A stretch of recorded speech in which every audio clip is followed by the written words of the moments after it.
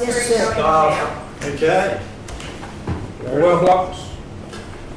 Welcome everyone to the Standing Committee for Recreation and Culture agenda. It's just 11.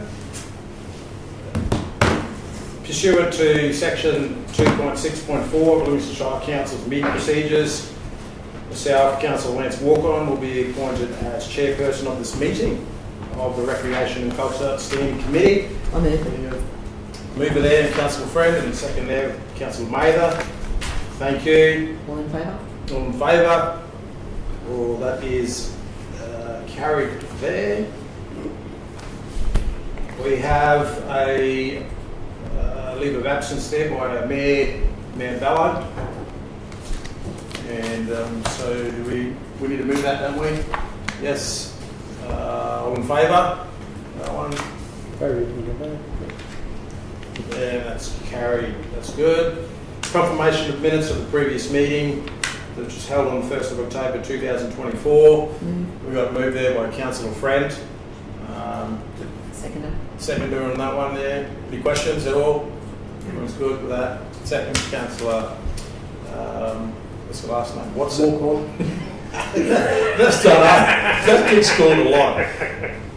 The declaration of interest in matters on the agenda. I do want to raise that I have a conflict of interest, councillors, on 10.1, which is the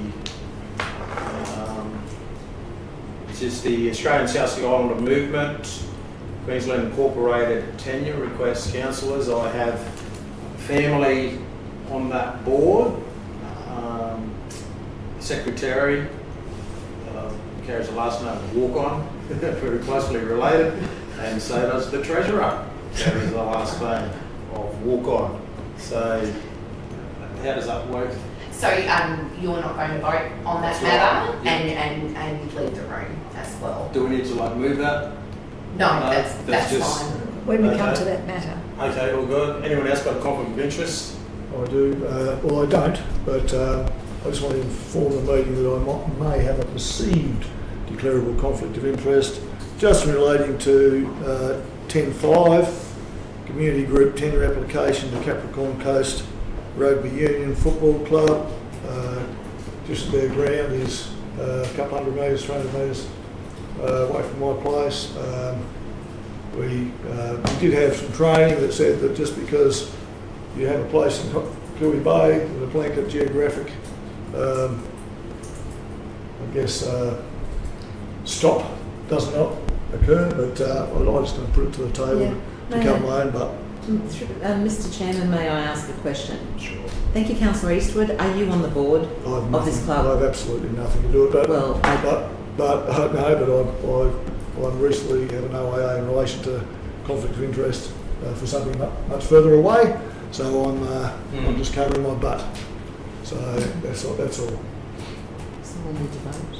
Yes, Yeah. so councillors will need to vote on whether Councillor Eastwood stays in the room for that matter. Do we vote now, or do we wait until that? You can do it either. I'm happy to do it now. Let's do it now while we're talking about it. Yep. Are you going to, is the question through? No, Mr. I'm staying here. I'm allowed to stay in here for the vote. Yeah. Yep. Yes. Can I give my opinion, for what it's worth? You said it yourself. You have nothing to do with it, and I'd say in normal circumstances, you're probably okay to stay in the room. Because you've declared a previous OIA on a matter that's much more serious, I'd be inclined to not No, point of order. There's Is that- nothing to say that it's any more serious. I would call a point of order on that. No. Well, that's what I understood you said. No, More I important, didn't say more that. serious, whatever the case. All right, we can move on from that. Point of order's been called. We vote. Yep, let's go to the vote. Yep. Who's moving? So what are we moving? Are you moving for Councillor Eastwood to Yep. stay and Councillor. participate? Yep. Okay, For so you need Councillor someone to Eastwood. move that, Yeah, I'll Councillor. second that. Who's going to move it? I'll move it. Move it. Councillor Watson for Councillor Eastwood to stay in on that motion. Yep. Councillor Rothery is going to second that. So, all in favour? Against? Yep. Against? Councillors? Thank you. That's been carried. There are no deputations and no business arising or outstanding from previous meetings. No presentation of petitions. Moving down to 9.1, notice of motion, Councillor Friend, candidate for District 6 Local Government Association, Queensland. Councillor Friend. Thank you, Mr Chairman. I intend to most likely take my full 5 minutes unallotted, and I reserve my right also to speak at the end. So my notice of motion is by exception, so we're actually moving this for or against today. My notice of motion itself is, excuse me, my computer's just playing up, is that Council resolved to apply an exception to receive this notice of motion and endorse Councillor Andrew Friend as the candidate for District 6 Local Government Association of Queensland for representation in Central Queensland on the Policy Committee. Well, councillors and Mr Chairman, with 15 years of local government experience, I am passionate for the community here in Livingstone Shire Council and the whole of Central Queensland. I'm thrilled that Mayor Matt Burnett from Gladstone Regional Council has become the new local government of Queensland President for the LGAQ Policy Committee. His new tenure brings about an opportunity to nominate as the District 6 LGAQ candidate. My innate ability to understand and decipher local government legislation and regulations makes me a natural choice to have this opportunity for advocating on Livingstone's and Central Queensland's behalf. As a council of approximately 41,000 residents and approximate 19,000 ratepayers, this finds us in the smaller category of coastal councils within Queensland. This is why we all must seize this opportunity to have a greater voice within our state of Queensland. According to those that I have spoken with, it is unofficially Livingstone Shire's turn for nomination.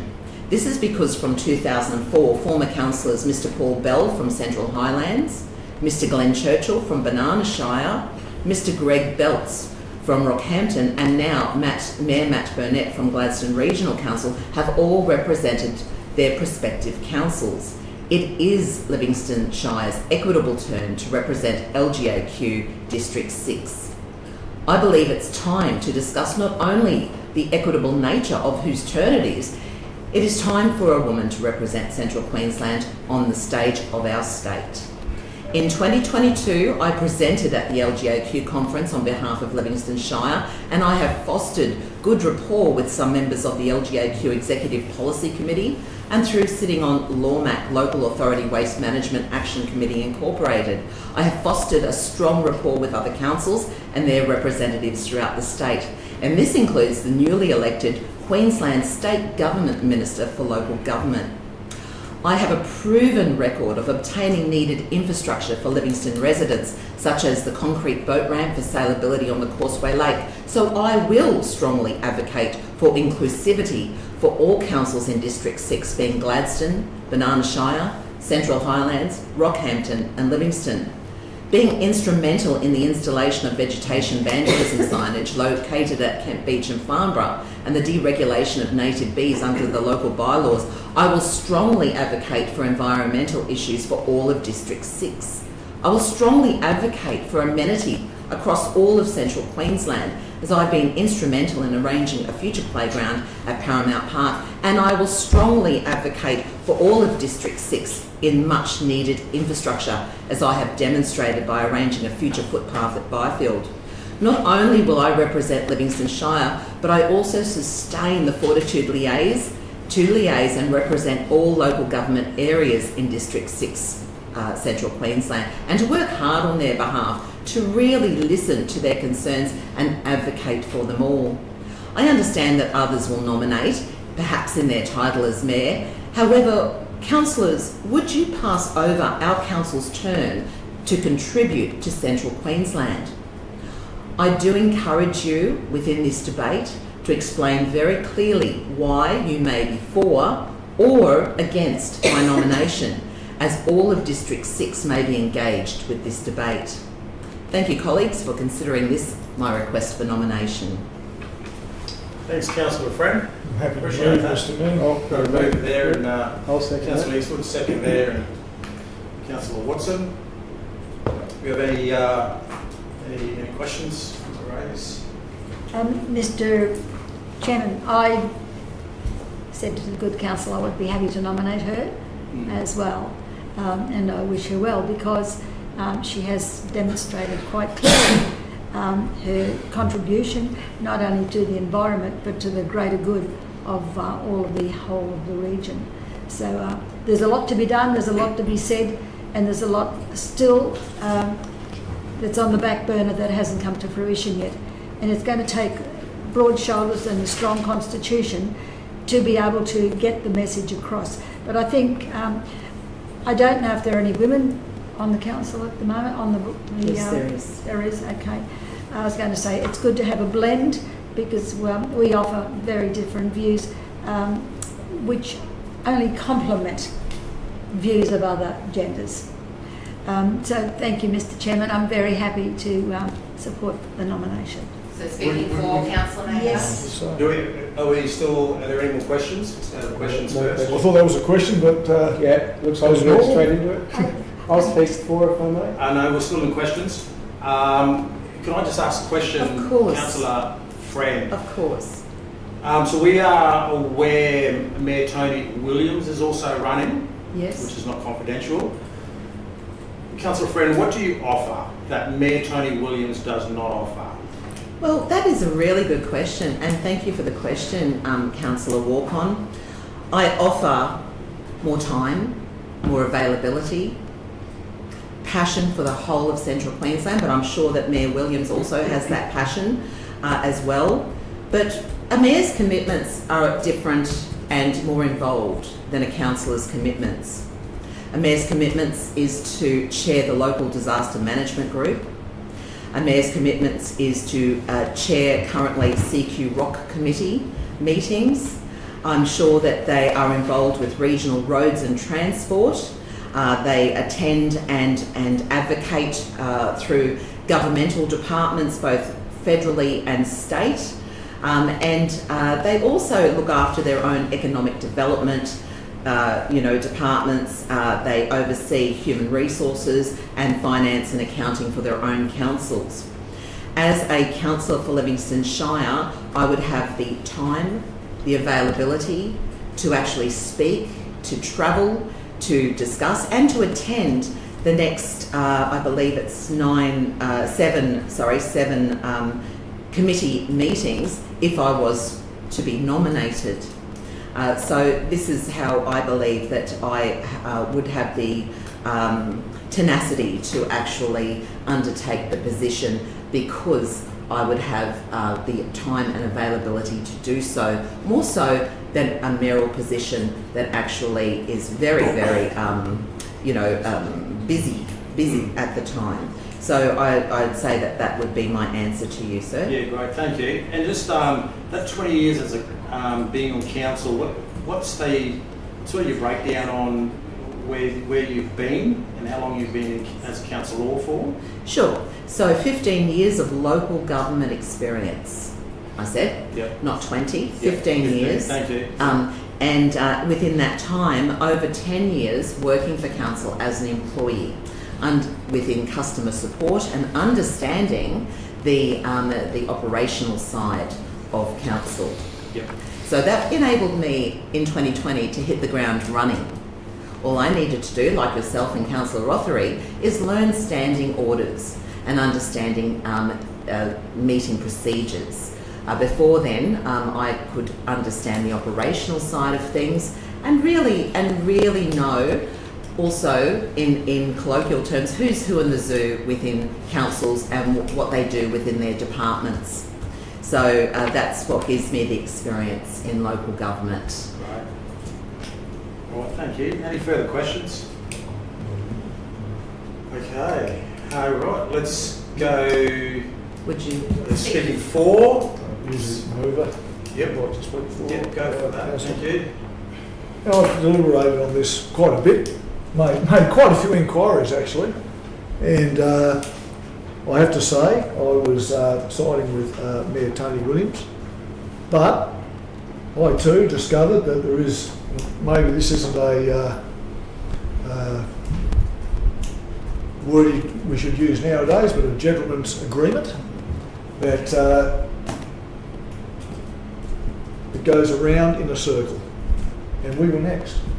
And so on that, and since the mayor, our mayor himself, wasn't standing for the position, or the deputy, Councillor Friend would be the next logical choice. And I thank her for her ambition and willingness to serve. And I think that she'll do very, very well in the position. And I ask that fellow councillors would support her in her quest for this position. Remember, this is just to nominate her. So I'm sure we know there's probably going to be at least one other nomination, but it's to put her out there with Livingstone as our mantle. Thank you. Thank you, Councillor Eastwood.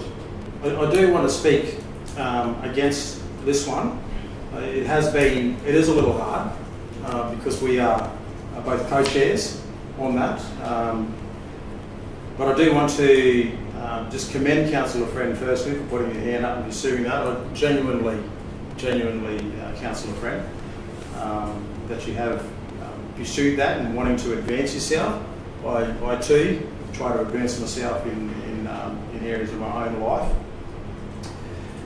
But the question I ask myself, councillors, in arriving at my decision today, is not so much about who's next on the list, but it's about who is the best person for the job.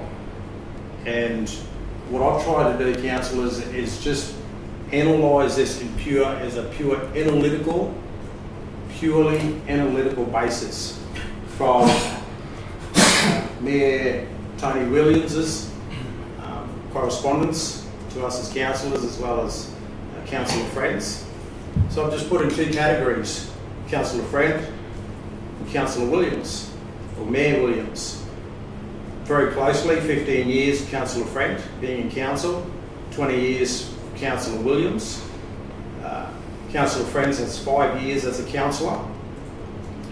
Mayor Tony Williams has had 20 years as a councillor. Councillor Friend has 41,000 residents, as well as ourselves. Mayor Williams is 84,000. 2 years for Councillor Francis as a member of the Local Authority Waste Management Action Committee, attending Local Marine Advisory Committee, LGAQ Conference, Local Government Women's Conference, and also mentioning the boat ramp on the Causeway Lake. Mayor Williams has been the Deputy Mayor, Chair of the Local Disaster Management Group, Local Disaster Coordination Committee, and as Infrastructure Portfolio Holder, Mayor in 2001 in a by-election, then re-elected as Mayor in 2024. Both are passionate about the role. Councillor Friend has a report with the newly elected Queensland State Government, Minister for Local Government, and Mayor Williams has also worked with candidates, MPs and senators, and also worked on things like the Beef Roads Corridor Alliance, which I think we shouldn't forget, that brings in shires such as Banana, Gladstone, Livingstone, Rocky, and Warrabinda. I don't think about Livingstone is in there, but I'm not too sure. So I find that both are really passionate about the role, but we just went through an exercise prior to this, just about the tendering process. About we've got tender A and we've got tender B, and it's about who is the, you know, which option are we going to choose based purely on fact. If we take out the emotion away from this decision and based purely on fact, because that's how we go about doing business. What's the best choice?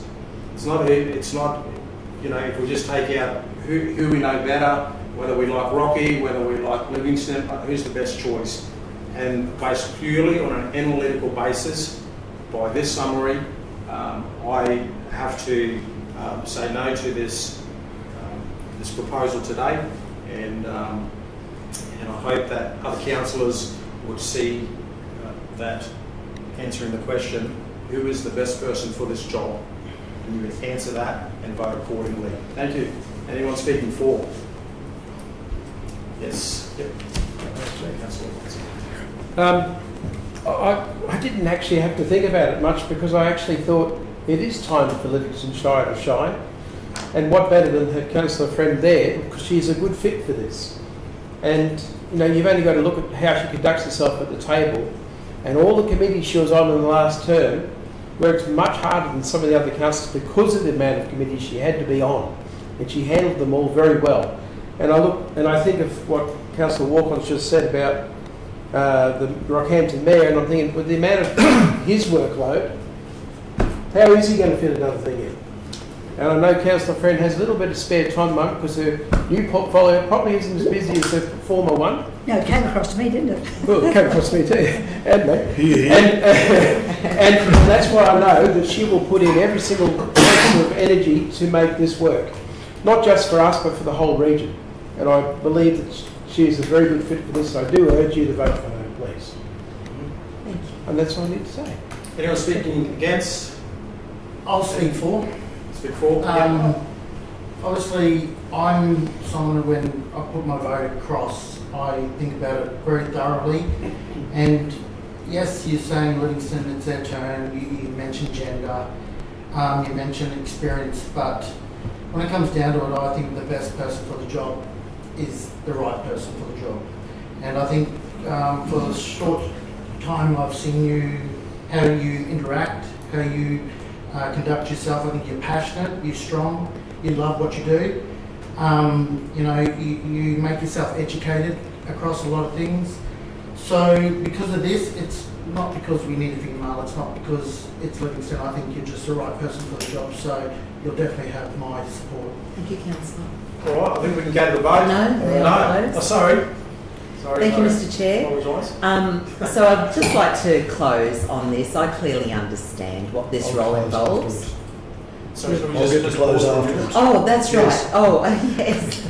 So I'm speaking for. Thank you. I forgot you moved. Thank you, Councillor. I clearly understand what this role involves, and I'm prepared for the hard work and the hours of input to communicate directly to member councils on their issues and concerns on matters before the policy executive, and to report back to member councils in a timely and professional manner. I know within myself, and those close to me know, I hold strong moral principles, including honesty, decency, and I attempt to always be courteous. I will not engage knowingly in activities that bring any discredit to the Local Government Association of Queensland or Livingstone Shire, nor the other member councils. Councillors, thank you. I've asked for your support to have this opportunity to represent our local government area. This support for nomination does not guarantee, as Councillor Eastwood said, that I will obtain the position. However, it does guarantee that you are supportive of your colleague for our Livingstone Shire to stand up and be counted. This is a very small opportunity that we don't get very often in Livingstone Shire.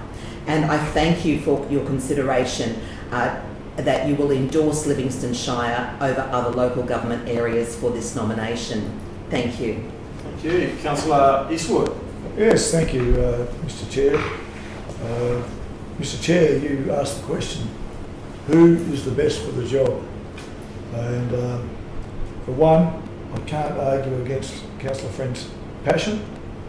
I believe that Tony Williams, and there may be others, but as a mayor, he's going to have divided interests, whereas Councillor Friend is going to be able to be much more focused, and she's going to bring a lot, not only to our area, but she's going to be able to represent Livingstone.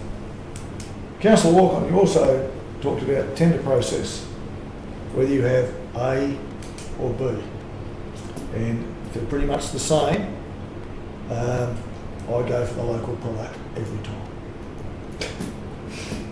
Thanks, Councillor. Here, here. Okay. Thank you. Councillor Eastwood. Okay, let's go to the vote. All in favour?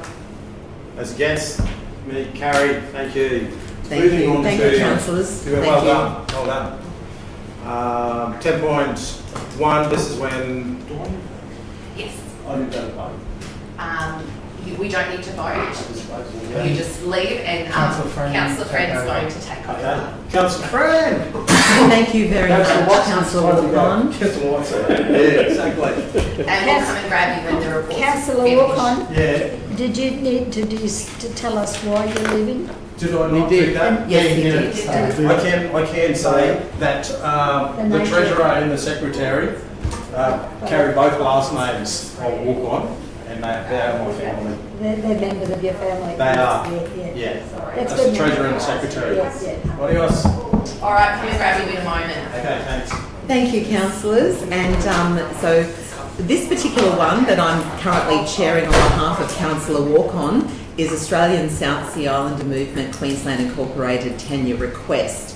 The request is to expand the area under tenure to whole of Lot 7 and Lot 11 on RP 603843 Hitchcock Lane, Keppel Sands, or also known as Sir Joseph Banksworth Park. So I'll go to the officer to give us further information. Thank you. Thanks, Councillor.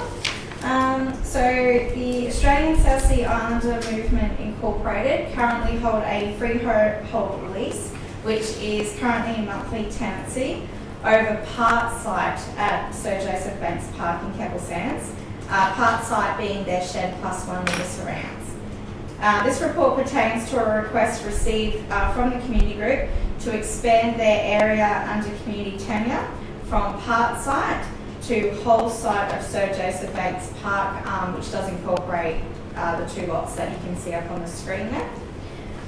Top image being their current leased area and the below image being their request. Currently the park is maintained by council officers. However, park maintenance responsibilities would shift and would fall with the community group under the new tenure arrangement. The group's vision for Sir Joseph Banks Park is to remain the use of the community as it currently is. It is the considered view of officers that this area extension is in the best interest of both the group and council. The group are provided with further autonomy in delivering activities to the broader community associated with the group's vision, and responsibility of ground maintenance will shift from council to the community group, and community access will remain as is. Any questions? Just one, thank you, Madam Chair. Madam Chair. In the officer's recommendation, the exception mentioned in section 236, it says may apply do we know for sure that it does apply? It does apply. Yeah. It does apply, yes. Yeah. That's just the phrase that's taken directly Yeah, from the okay. document. So Okay. yes, it absolutely does apply. Yeah, happy to do. One question. Oh, sorry. Yes, Councillor Eastwood? It says in the report in 2016 the group had ceased, Yes. so they've obviously regrouped. So that was the Joscali community group. I can't remember the exact name, Joscali Community Development. So they ceased operating, and from then the Australian South Sea Islander movement have taken out tenure. Joscali originally did have the below image in their lease, so they did lease the whole park. Okay. But then with the ASIMI, Australian South Sea Islander movement, when they have applied for tenure, they have only done their shed plus 1 metre so council could continue maintaining the park. But their new request would be to take responsibility over the whole site, including maintenance. Okay. Yeah. Thank you. Thank you. I have a question Yep. through myself. Are the South Sea Islander movement satisfied with the conditions, and how did this all come about? Yeah. So we've had quite lengthy discussions with the group. So with their current tenure, there is an option, it's not mandatory, to register their lease with the Titles Office, Queensland Titles Office. That does involve some fees, like surveying fees, because it's not a whole of site lease. So by them moving to a whole of site lease, it would mean that they're able to register the lease with the Titles Office without the surveying costs. So that was one area that sort of worked in their favour. The other item that we've discussed a lot is the group's intention to construct a toilet out there at some point. So they're looking to seek some funding and try and get that off the ground. They've been wanting a toilet for a very long time. So with lease over the whole site, it's, they would still need to seek approvals and the relevant applications and whatnot, but it just would mean one less thing to have to worry about because the lease already exists. Yeah, so and they would maintain that toilet site as well. Lovely. In the Thank you. future. Thank you so much. Are there any other questions? No. No. Can I have a mover? Well, you said. I'll second it if you So- want. No, I don't mind. Either way. Councillor Watson moving, Councillor Yes. Mays is seconding. Yes. Sorry. Would you like to speak to it, Councillor Watson? I'm just happy that they've come back from where they were at that time and they're showing strength in where they're going and I know that some time ago there was problems where we were having trouble getting out as ourselves to keep that area mowed and they're going to look after it. I know they'll have the passion and the need to keep it clean and what better place for it to happen out there at Captain Sands to continue on with what they do. Yeah, they're very proud of that site. Yeah. Lovely. Is there anyone speaking against? No? Anyone else like to speak for? Yes, thank you, Madam Chair. Thank you. I'll be very brief. I remember when they first got the tenure, I was there. It's a bit like one of those dinosaur moments, you know. But it was very exciting for not only the council to be able to hand that land over, but also for the people who wanted to utilise it and practice their culture. And I know over time, like many organisations, there's been a little rift from place to place and who does what, and if there's any conflict at all, there's a little bit of a lull, and then someone picks up because they knew what it was worth as far as culture goes. So I was really pleased to see it taken up again and moving from strength to strength. And to be quite honest, I think I've got the old lease in the front seat of my car. I'll bring it. I meant to bring it in this morning. So I've kept it all those years because I figured it might be a collector's item for some people, or even the council would have its own copy. So yes, I'm very happy to be part of this. Lovely. Councillor Watson, would you like to wrap up? Oh, Sorry, I beg your pardon, I'd just Councillor. like to speak for Yes, of course. Madam Chair. Yeah, look, the South Sea Islanders and the Joscali and Captain Sands region are very important to them, and they're a very important part of the history of this community, of the Livingstone Shire, and in that it had a lot of cultural aspects to it as well. So I'll wholeheartedly support this one. I might just quickly say Yes, certainly. support Thanks, as well. Councillor.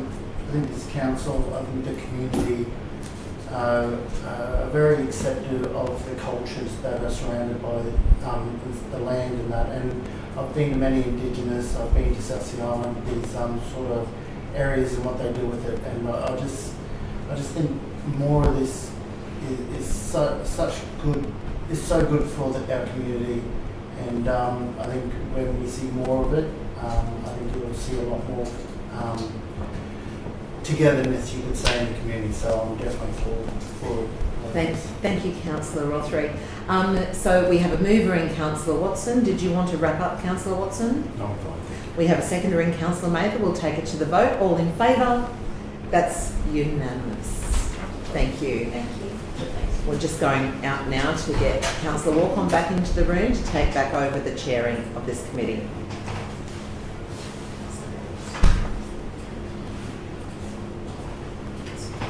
I just got a question. So what was Joseph Banks like? He was a botanist.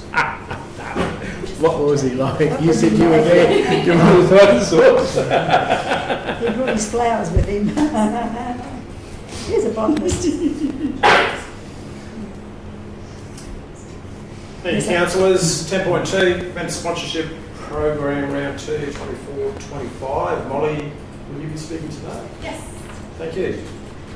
Well, good morning, councillors. As you know, we've already had one sponsorship round in 2024, and this is the second one. So you can see a whole list there. We had a number of applications again. It was very hard for the assessors. And there's another fantastic range of events that the assessors and council officers are in support of funding. Happy to take any questions. Yeah, questions there. Councillor Friend, Thank you, Mr. Chairman. I'm happy to move, but I also have a question. For those that are following the agenda and read the agenda in the community, in our portfolio meeting, we've already discussed why the Marlborough Agricultural Show Association has received $10,000, whilst the Caves Progress and Agricultural Society received $5,000. Would you please clarify for those joining us on live stream why that is? Sure. So each of the applicants nominates an amount they're asking for, and in that particular circumstance, the Cave Show applied for $5,000, and it's been recommended they receive $5,000. And the Marlborough Show applied for $10,000, and it's recommended they receive the $10,000. So that's the difference. It was the amount that was applied for by the organisation. So the Cave, just to continue with that, the Cave Show is able to apply for more funding in the future. Absolutely. Thank you very much. Yes. Yeah, just a Any question. further questions there? Yes, thank you, Mr. Chairman. At the bottom of that page on 10.2, they both received $5,000. Oh, that's the Marlborough Camp Draft. Camp draft. Whereas further down on the next page is the show. Yeah, okay.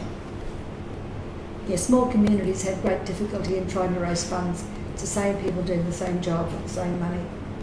Yeah, so they'd be very grateful for that. And the Caves, they've got some things coming up too, so I think their turn will come soon too. Thank you. Molly, just got a question that there are, just trying to find page number 16, under budget implications, total budget available for the Livingstone Shire Council's sponsorship program, $225,000 across 2 rounds. Round 1, 112,526.38. Was that split? That's just a split amount Between those numbers. Yeah, so round 1 we allocated 112,526, which leaves 112,473 for this round. Yep, and there were 40 in round 1, would that be right? Yeah. 40 applicants, and how many in round 2? Let me just double check. 18? That sounds right.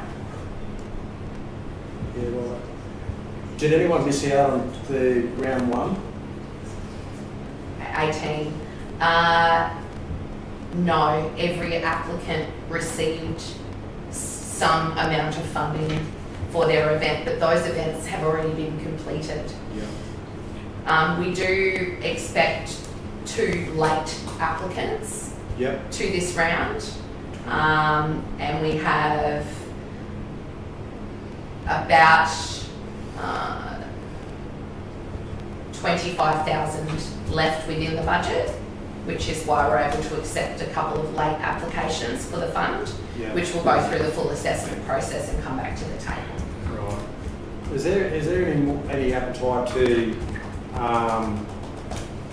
We've got a split of like 112,000. We've got 40 in round 1, 20 will be round 2, where the percentages, rather than a 50-50 split or almost 50-50, that there's maybe a bit more of a percentage that's given in round 1, given that more applicants are applying in round 1, and has a lesser percentage in round 2, and that may make the judging more competitive, rather than sort of having funds and just sort of, sort of giving it out. It's not really like that, but I don't want to paint that picture. But probably making the process fairer for those who are in round 1, like it is in round 2. Thank you so much for raising that point. I think it's essential. We've now had 2 full calendar years where we've run the process like this, and that gives us the ability now to see the trend of when applications come in and when they don't. And we do see a lot more applications in round 1 than we do in round 2. So before we go for round 1 in the next cycle, we're looking at that specifically, because we can see that imbalance as you've outlined. So yes, absolutely. Okay. Any further questions, councillors? No? Anyone would like to speak for? I'll speak for. Thanks, Thank you, Councillor Mr. Frank. Chairman. When I speak for, I'm just going to read something that's quite poignant that the officers have written. So it's not my own wording, but I think it's well and just to read this. That we here at Livingstone Shire Council recognise the positive impact on social, cultural and environmental initiatives that these initiatives deliver to our communities across the Shire, and we want to continue to let our community know how we're committed to providing worthwhile support and meaningful assistance through these particular grant programs and activities. And I'd just like to thank everyone who's applied and received their grant. For those that may not have received any grants, please reapply and continue to apply because we are very, very staunch on supporting our community. Thank you. Great, thank you. Anyone speaking against? Anyone else speak for? Councillor Easton. Yes, Mr. Chair. One thing I really miss about this past portfolio was the opportunity to give out sponsorship or be part of that process for the many worthy clubs, sporting organisations and others within our Shire. And not only for these, but also for our community grants as well. One thing I don't miss is the time it took to actually go through them and do it. But look, we've got some really, really worthy members of our community, people that put their hands up to make this place a better place to live. And thank you to those that are out there. We really do appreciate you. Yeah, thanks, Councillor Eastwood, and I would echo that too. That these types of sponsorship and supporting these community organisations make our Shire character what it is. And so a lot of people move to this area and they love the lifestyle, they love the beach, but it's just more than the beach.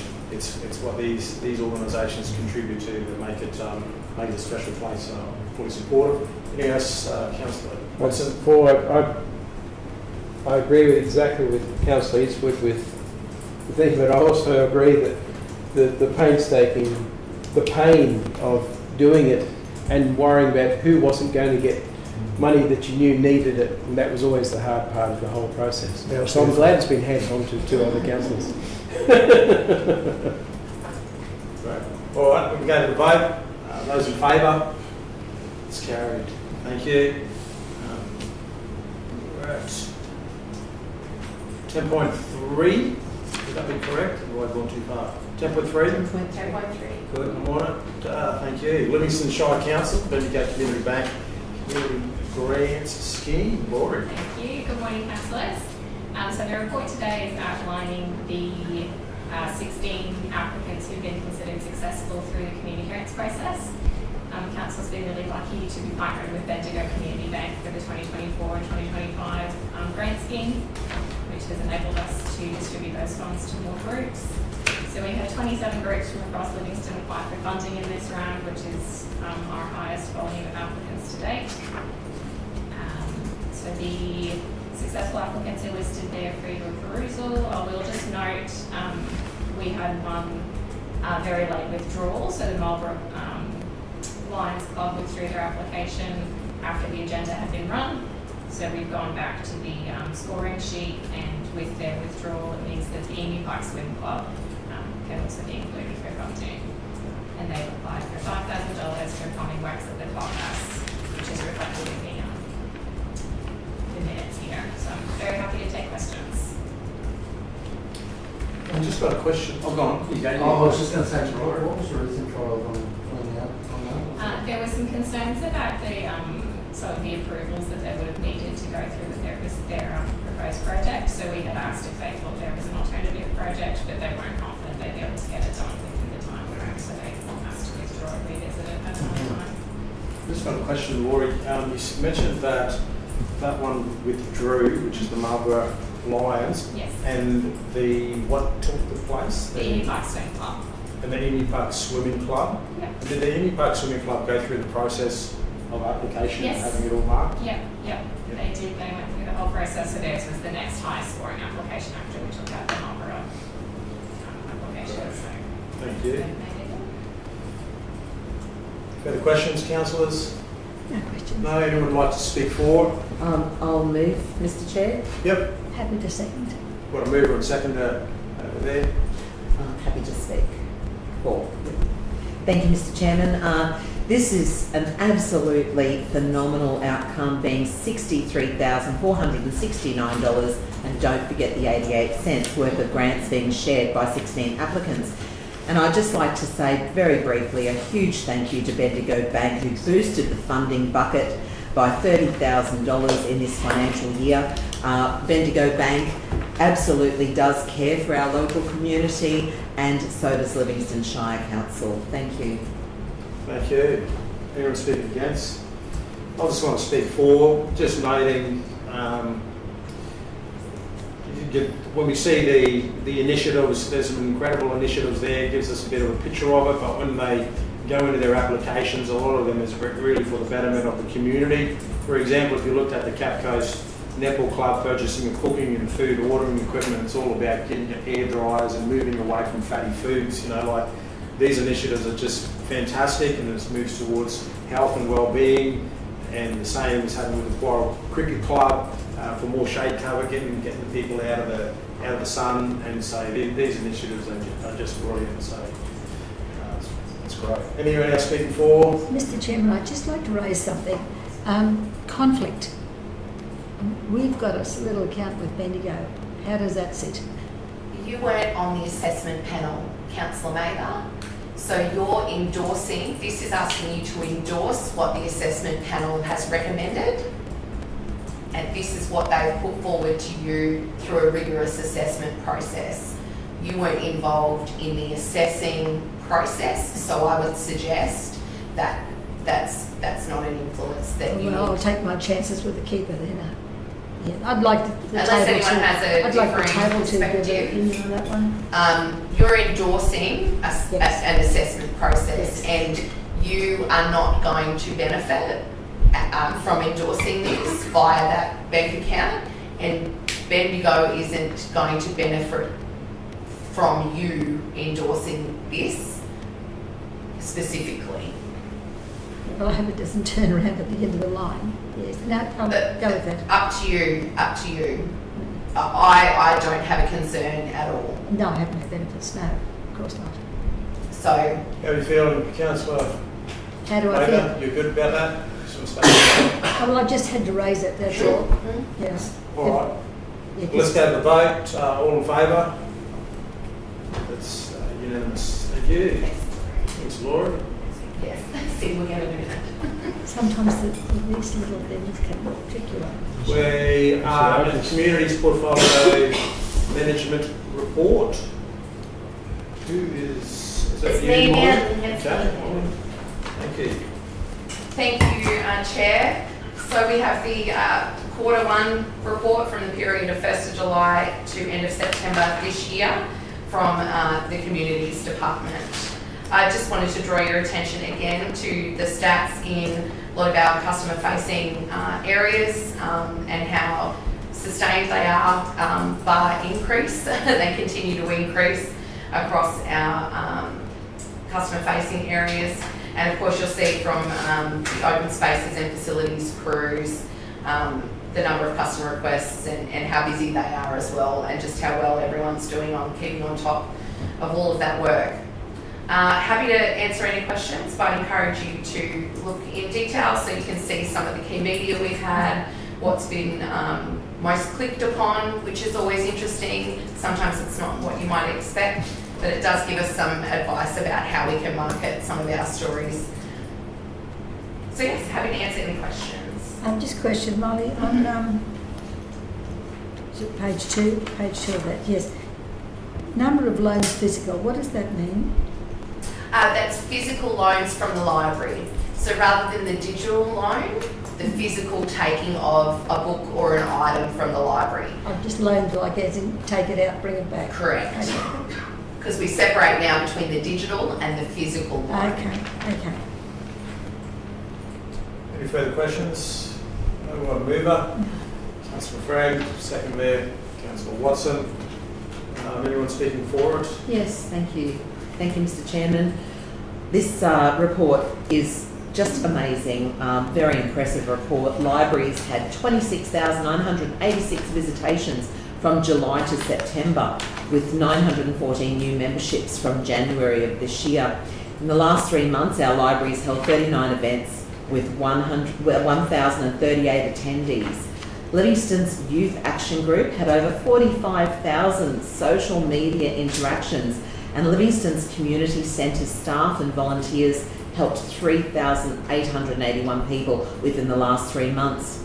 Now, our Parks and Facilities team were kept very busy with a combined total of 797 customer requests, and I must say they really do punch far above their weight to actually appease our community and assist as many people as possible. So for all of our community's portfolio staff and volunteers, I wish to say that I appreciate you, and I know you work over and above what is required because of your love and your commitment to our community. Thank you. Anyone else speaking for it? No, let's go to the vote. Those in favour? Carried. 10.5 Community Group Venue Application, Capcoast Rugby Union Football Club Incorporated. Laurie again. Thank you. Hello, councillors.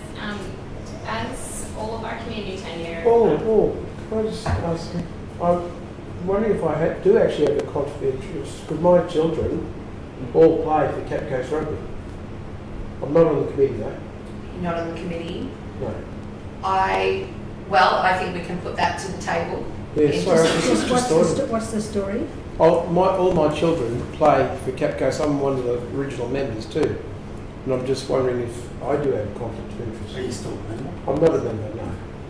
And is there a particular benefit that could be perceived for you personally, councillor? No, it's all right. Are you making a comeback? Sorry? Are you making a comeback? Not with this body, no. Are you making a Will good the kids play? Yes. They're in the senior team and the juniors team. They're not. I'm not There's committing. So only what do you one see as the- union club, isn't there? Yes, So there's they're only not competing against No. another union club, it's just the one? there's one So union it's- club, It's just for tennis. Yeah. and it's for a renewal. That's not a brand new tenure. Yeah, It's a that's renewal right. of the existing Sorry, site. it just came to me then. That's Oh, fine. oh, It does. that's It's always worth discussing. Yes. But I saw your hands go up, mate. I saw you just so up to you as always. No, but I'm again. I'm fine. I can't decided see it's okay. what the benefit to you personally might be. There is none. Yeah. Benefit or loss? Yes, or loss, yes, you're correct. Thanks, Murray. Okay, thank you. Thank you. Sorry, you're fine. Chair. So as all of our community tenure renewals come up, we like to review them to see if there's ways that we can make it sort of less work intensive to do the renewals for the community group specifically. It's a lot of paperwork. So the Crocs for the past several years have been on 12 monthly agreements, which means every 12 months they're doing that paperwork and officers are then doing the same. When this one came up for renewal, we asked if they were interested in a 5-year renewal instead, and they said yes, which is why it's come to the council table for the first time, because that meets the threshold for requiring a council resolution. The Crocs aren't proposing a lot of works on the site. There's some minor adjustments they'd like to make, but their long-term goal is to relocate to Barmarine. So they would like to stay where they are for the next 5 years and then look to be relocating within that time. I'm happy to take questions. Just got a question. If they do relocate out to Barmy, how does that work with their lease agreement? Yeah, so it's a fairly straightforward process. So we would be able to calculate approximately the month that they would be doing that relocation, and we would just be able to close this current lease in accordance with that, and then start the new one from the day they started by Marie.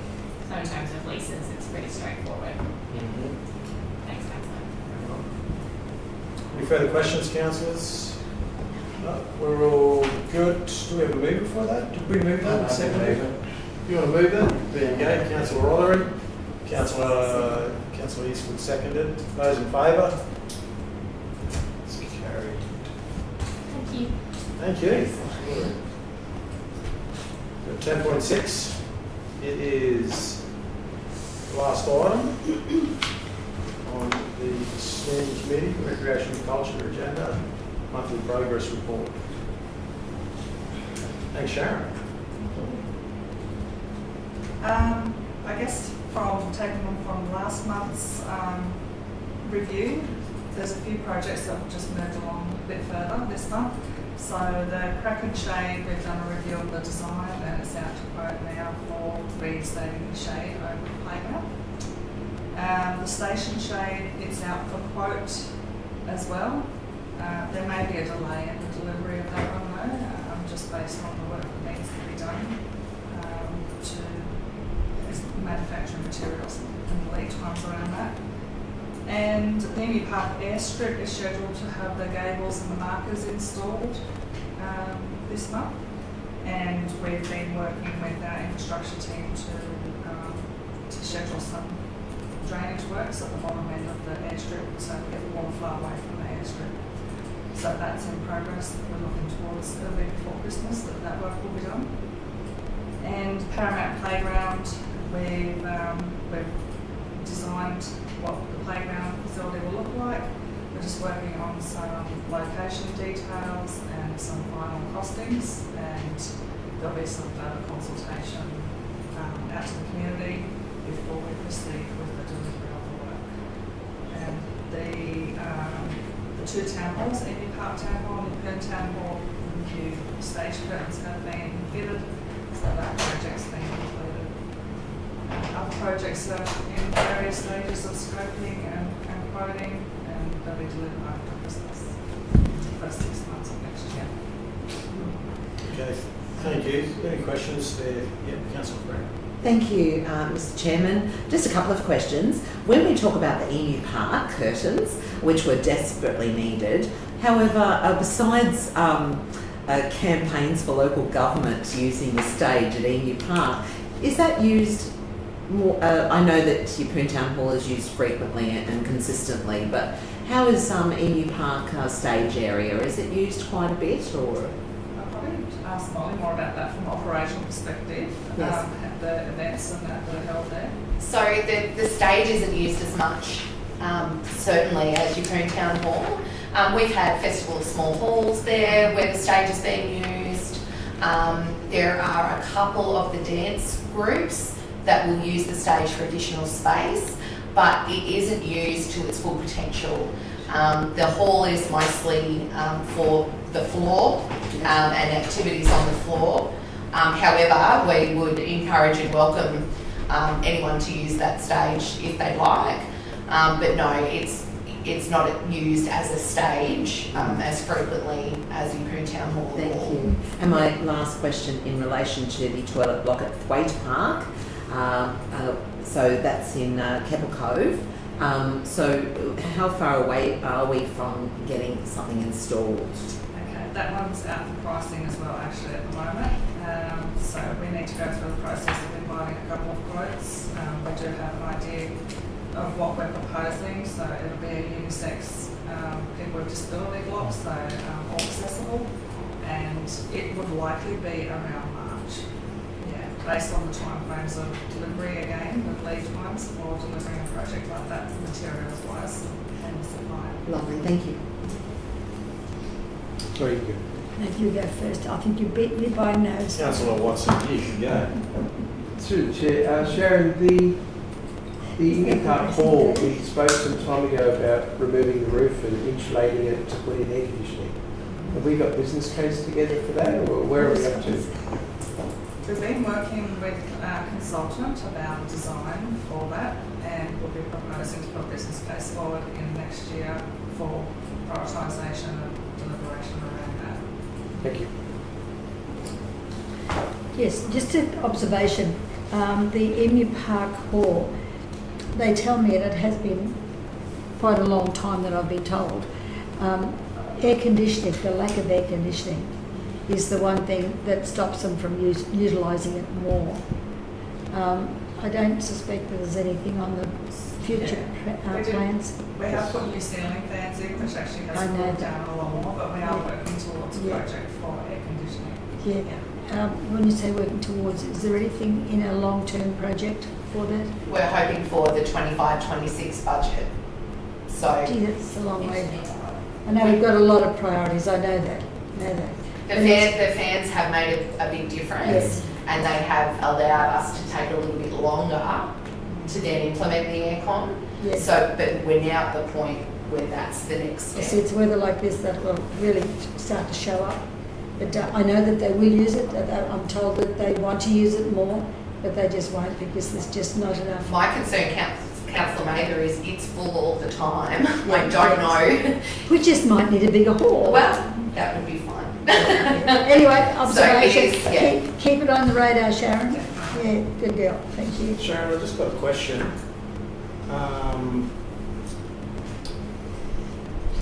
So it's a curious question. I know you guys do a lot, but I'm just looking at the budget and the line items, and so I'm sort of saying that because the question could lead in a different way. In the line items, there are, in the actual expenditure year to date, there's 2 items. In the budget expenditure, there's 18 items. Would you like to explain to me, in a layman's term, how that works? Is like two jobs out of the 18 that was expected to be done?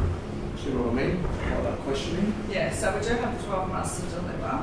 Yep. Some of these projects require a bit of development process, so it might look like we haven't really done a lot of work at this point in time, but until the committals actually land into the column, and The committal?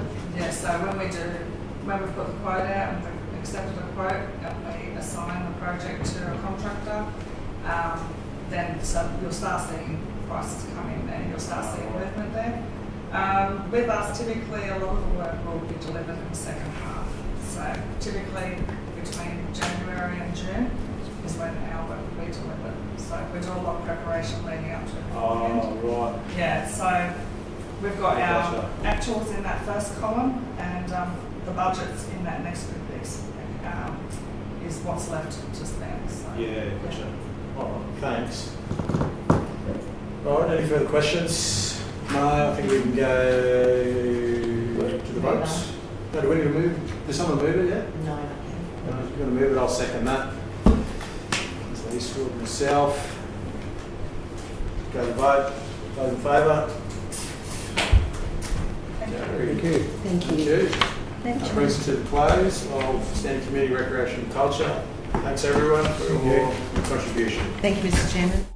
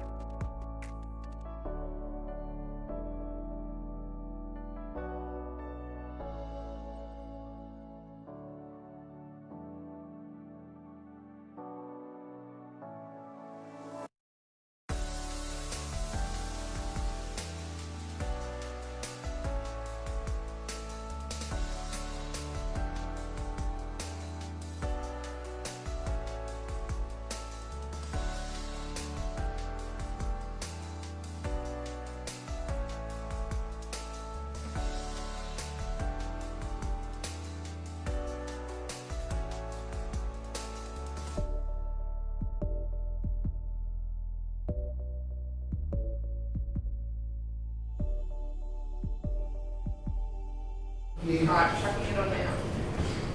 All good? So how'd you go in your race? I lost. Alright, thank you councillors, staff and everyone watching on the live stream. Sorry for the delay, obviously the race at Stop the Nation stopped the council as well for a little bit today. We've got the committee meeting agenda for the development environment. I'll be appointing myself as chairperson for this meeting today. Do we have to, we've got a mover and a second for that? All in favour? No. So we're voting on it? Oh, do we Yes. vote? Yeah, Yes. yeah, Yes. voting on that. Okay. All in favour? Yeah. Sorry. No, you're doing great. We've got a couple of apologies at the moment. We've got Mayor Adam Bello who's away, and we've got Councillor Eastwood who's just running a little bit late, but he shouldn't be too far away. We've got confirmation of minutes of the previous meeting, which we'll have to move that. Again, Councillor Walcon moved that. I'm happy to second that. And all in favour? It's unanimous. We've also got first up we have a declaration of interest in matters on the agenda. Mr. Chairman, I'd like to declare conflict of interest Yep. because my property is next door to the subject land. Yeah, perfect. So when... And I'll be leaving the room. Yes, thank you for that. And yeah, that I'll wait till Councillor Maiden leaves. I don't know how long we'll be up, but the afternoon to work with them. Count all your winnings. Alright, and I'd like to pass it over to our officer, Greg Abbots, to introduce our deputation.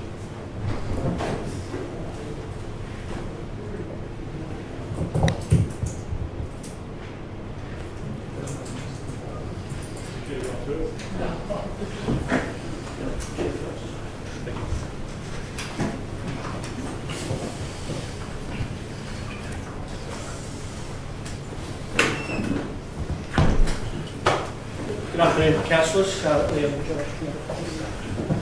I'd like to introduce you to Leon Key from Procon Developments and his team, Ben Batiste, Elaine and Ian. We chair the committee today is Councillor Rotherby, Councillor Friend, Councillor Walcon, Councillor Watson, Councillor Walcon. Every time. Mayor's away today, and Deputy Mayor will be a little bit late. Okay, so I'll hand over to you gents to do your deputation. Thank you. Sorry? Maybe. Thank you for allowing us to present today. This has been a very long and testing road, this application. I'd like to believe that this is one of those cases of good things come to those who wait. We've had some really good engagement with Greg and the other council officers over the last 12 months.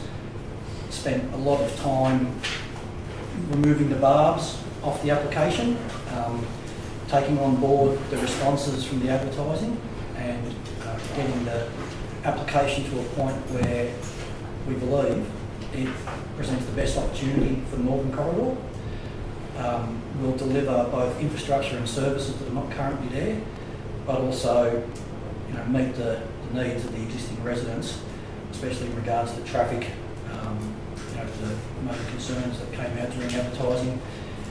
Having a tough battle won against TMR only just recently, after 3 years, and getting a dedicated access into the estate. We have, I suppose, a chunk of information to present. I'm guessing you guys are well and truly introduced to our DA at this stage. So we consider it might be better to ask you guys what you would like to hear from us first up, so that we don't waffle and spoil the afterglow of the race. So it may be a bit sort of out of sequence, but is there any glaring cutting questions that you would like to pose before we kick off? I suppose I've got a question, Leon. just about, you just mentioned about some of the infrastructure services that are not currently there. Would you like to elaborate on that a bit? The key service is sewer. It is probably the number one constraint in regards to the northern corridor becoming an urbanised corridor. Changing the availability for different demographics of getting into the area. Certainly in terms of commercial, limiting the development of commercial into the area. We have some interesting solutions in regards to infrastructure, and that includes being a bit more progressive than call it the last 1,000 years since Roman invention of sewer. We've had a meeting with council officers a few weeks back, introducing to a water recovery system and biochar. So what was that again? A water recovery system and biochar treatment. So sewer waste is broken into two areas. One is solid waste and volatiles, and one is water. There's a template project over in Western Australia at Witchcliffe, challenged by infrastructure, the same as this particular corridor is, and the cost of infrastructure. And they've put in a water recovery system which treats all the sewer, so still a reticulated sewer throughout, brings it back to a processing plant, extracts the clean water for reuse, and that clean water, they call it Class A industrial, because no one wants to call it drinking water. But if anyone's travelled through the Northern Hemisphere, most of the places you go, you're drinking recycled water. That's the reality. It's just the stigma in Australia. And this is not new technology, this is 30 years old. Well and truly tried and tested, and there's a really good example, recent example at Witchcliffe, as I say. On top of that, then you bring in the biochar, which is effectively a carbon treating facility. That takes the solid waste and the volatiles and basically processes it. So no more settlement ponds, no more dedicated area to managing or dispersing sewer. It turns it into effectively a fertiliser. It goes through the system, I think it's about 700 degrees, turns it into a charred product. That product at the moment retails for about $1,000 a tonne. So in layman terms, we're turning poo into money. When you consider the traditional sewage farm, where everything about it costs money, there is no revenue unless you're taking it from the residents. This is a facility that can actually create revenue, and it's one of the best fertilisers on the planet. Once it gets put into the ground, it holds and retains water better than just about any other fertiliser on the market. So, and again, not new technology. There's a biochar facility just down the road in Gladstone. There's another one down at Logan Village, City of Logan. The one at City of Logan is on a grand scale, but that facility alone changed the narrative for council. Instead of dealing with 6 semi-trailer loads of waste per day, they're dealing with 6 a week, because the rest of it's being processed through the biochar and they're selling off the product. So again, not new technology, but it would create infrastructure independence. The biochar facility just ramps up and down based on the waste, and given that the water recycling facility is effectively taking the water and making it a usable product again, the only waste product goes through the biochar. And biochar, you can dial it up based on expansion for future growth, and it will cope with all of it. What will happen with the water? The sewage is turned into water. You can't currently turn it into mains water, so it will become irrigation. It could be dedicated to any other use. You can let it run down. So we've got a major project over in WA in Northern, which is just east of Perth. We're putting this system into that development. It's the reason why we've brought it forward to this particular application.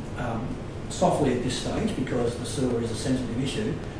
But this is a technology that's not new, that's proven, but it solves all sorts of problems, and it reduces the infrastructure cost on any particular development with still providing a reticulated service. It's good. I think good for clarifying that, because I'm sure if the rumour gets out that they're going to be drinking sewage treated water, you know, I mean, which they're not. I understand. But to be able to clarify that. And that's the stigma in Australia, Sure. because in reality, the water that you get out of the treatment plant Yep. is a more pure quality of water than what you get out of the dams. Yeah, right. Well, you've got all sorts of amphibians in the dam, you've got birds that, you know, release their droppings in the dam, you've got all that sort of stuff, and it's got to be treated, but you've still effectively got biologicals coming through the mains water. We're delivering the water from our Avon West development, from our wastewater, from our water recycling facility, I shouldn't say wastewater because it doesn't come out as waste. We're delivering that to the Northern Race Club next door to us on our western boundary. Currently they source their water from Watercorp, which is the state authority in regards to water and sewer in WA. That water creates two problems for the race club. They need to put fertiliser to the track to combat the volatiles that are in the water, and they need to pay for it. So it's a burden to the race club. We're going to deliver free water to them that's clean, that no longer needs additional fertilisers to balance out the quality of the water. So it can literally go straight into the water course. It's cleaner than the water that would be in an open earth drain or a river. Sure. I have a question. Thank you, through the chair.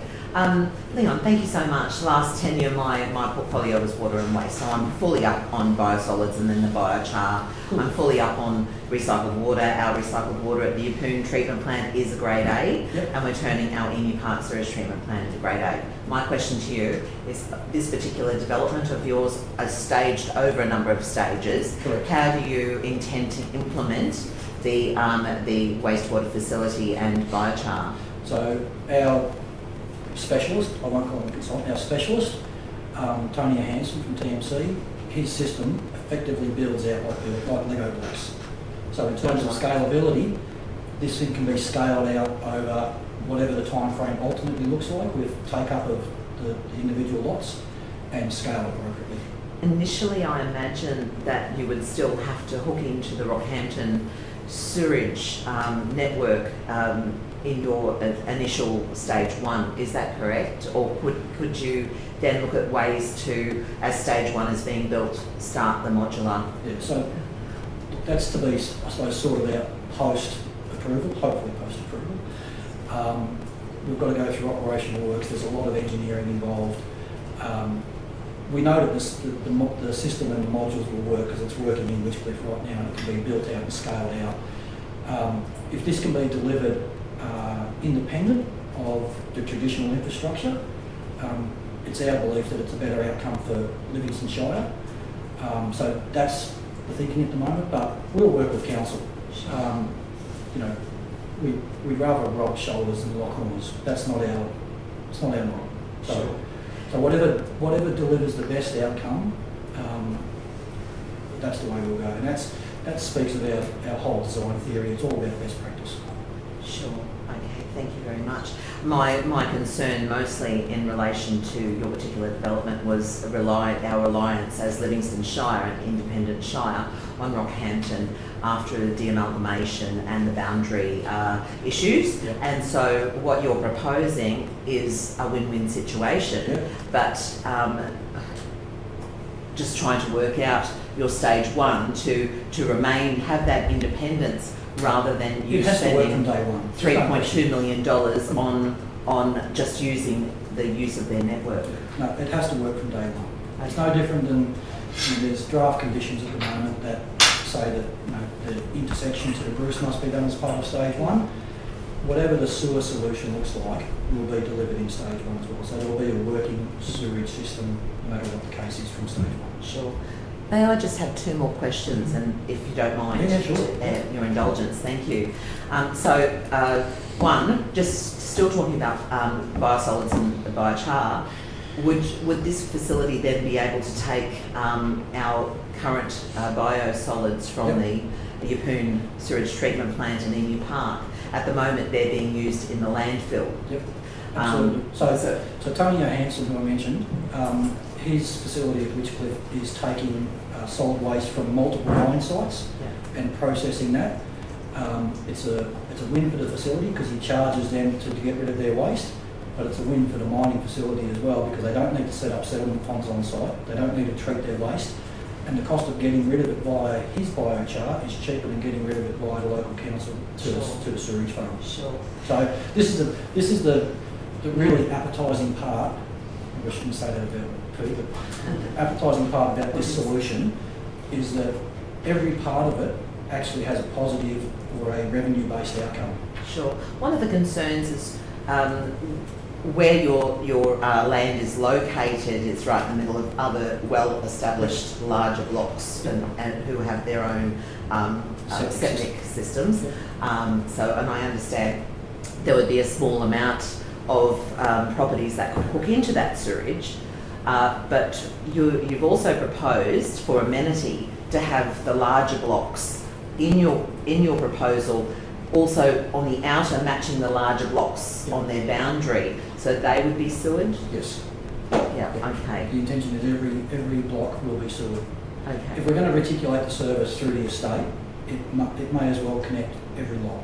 Sure. It just makes it easier for the final occupant in terms of managing septic systems, and we know that it can be finite if you don't put the right chemicals in there, you can lose all your bacteria and all that sort of stuff. So by doing a fully reticulated system, it means that all that stuff's taken away. All right. Thank you. I won't ask any more questions at the moment. Well, you've answered everything I was wondering about. All right, well, I'll tell you a little bit about Procon, so you know who I am, who we are. So historically, we're a long-term commercial builder. We've been in the commercial industry 35 years. About 8 years ago, became fairly disillusioned with where our industry was headed. So having squirreled away our nuts and having a good bank balance, we decided to step into development and just become our own client. We still do our own builds. We're still a registered commercial builder in most states of the country. Very much family business. We still run our full design office in regards to architectural and engineering. We have it's all on here, I can leave this with you, but we have an expansive history. There's quite literally nothing that we can't build, from super heavy industrial all the way back to residential, not that we build residential.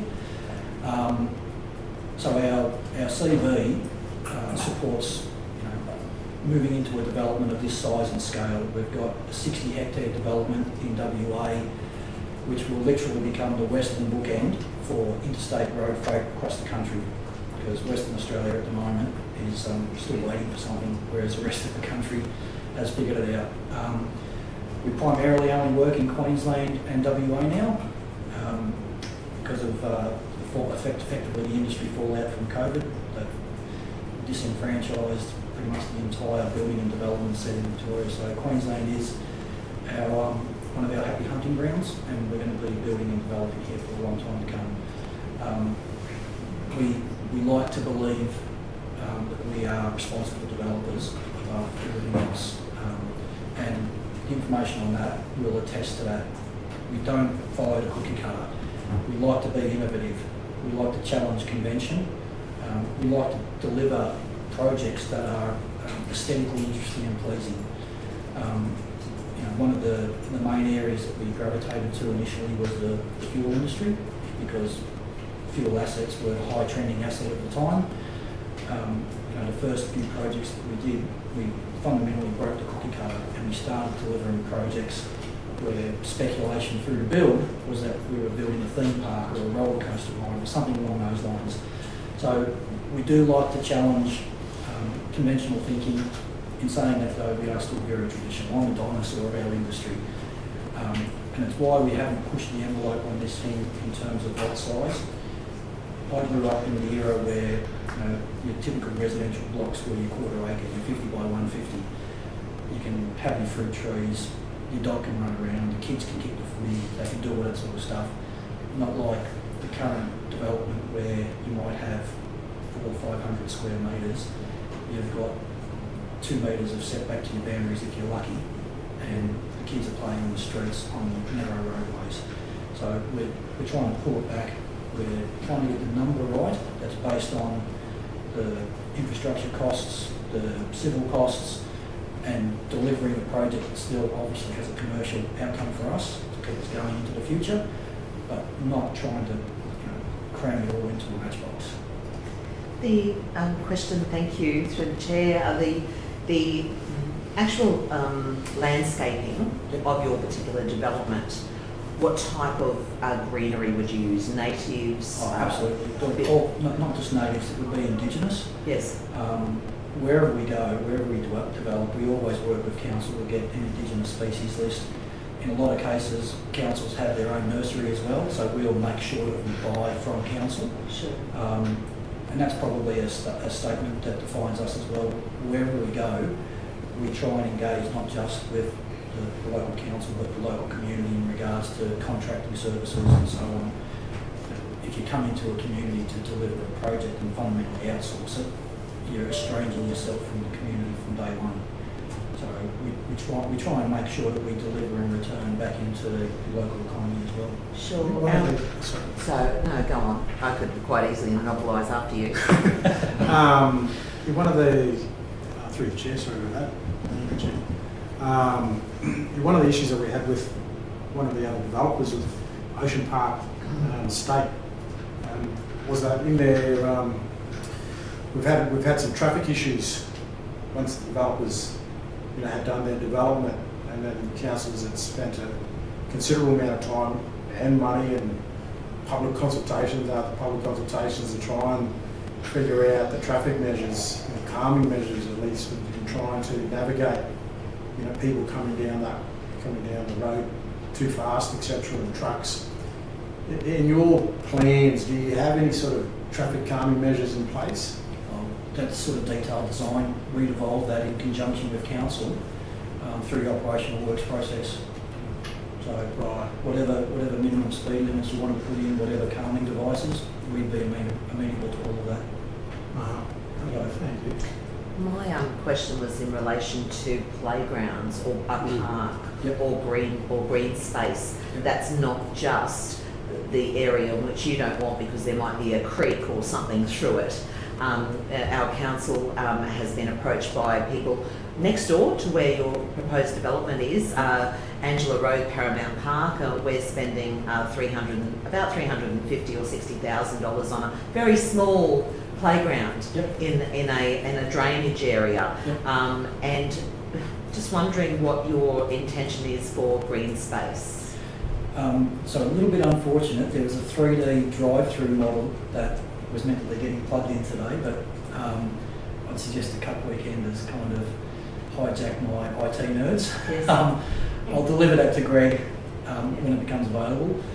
Our waterway corridor through the estate is not actually a creek. It's there because it's an intermittent flood corridor. That is very much a green corridor. We've got footpath, bike track, running track, whatever you want to call it, going up both sides of the full length of that particular corridor. In addition to that, over on our northern boundary, we've set aside an area of parkland, and that's as much about protecting the current indigenous flora. There are trees in there that should be protected. I can't tell you off the top of my head the area, but I'd suggest it's well over an acre. It could be 5 or 6 acres. It is, I'll just say, it is elevated too, so it's not down the whole road, it's actually elevated on the foreign parts of it. Sure. So, but aside from that, we typically put a lot of money into landscaping. These are not just projects. This is, for maybe my ego, this is a statement. This is what I'm leaving behind. Yeah. So It's your legacy. the responsibility, of quality development comes back into the play again, where we want to be delivering something that is best practice, has the support and the reviews from everybody in a positive manner. A classic is, you have a look at all of our developments today. We do not develop with the plastic food junk brands. Don't do it. I don't believe in it. It's to my commercial detriment because they've certainly approached us, but we have some development morals that I simply don't waver on. So, Thank you. I've got one question, sorry. Just your, you got 11 stages, which I've seen. Yep. Do you have timeframes on each stage or a set amount of stages or the whole lot? What's your... So we think initially, based on EOIs that we hold, we think the first 3 stages will go as one. Yep. It's really based on demand. Yeah. But Ben will speak to this with a bit more articulation because the needs assessment that we've had done by Urban Economics shows a clear, glaring need for more housing. You know, the housing is still going to be created, but you've got to open up the opportunity to place the housing. Yep. So, you know, once this thing goes live and we start a formal marketing campaign, who knows, we could be doing 5, 6 stages as part of the first launch. Yep. So we don't have any set agenda in that regard. We're not capital constrained in regards to how many we deliver at once.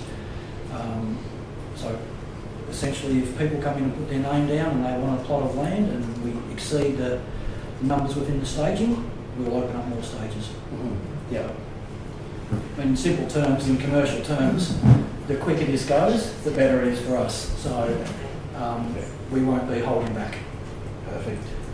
We've still got about 10 more minutes. Did anyone else, did you want to pass it over, or did you want more questions, or did you want to... I'd probably just close by maybe a bit of a motherhood statement, but this application has become a lot more over the time. Initially being an infill estate between 2 existing estates with our existing DA on a portion of land that we already own at 62676. We held progress on that DA because we ultimately contracted the additional land.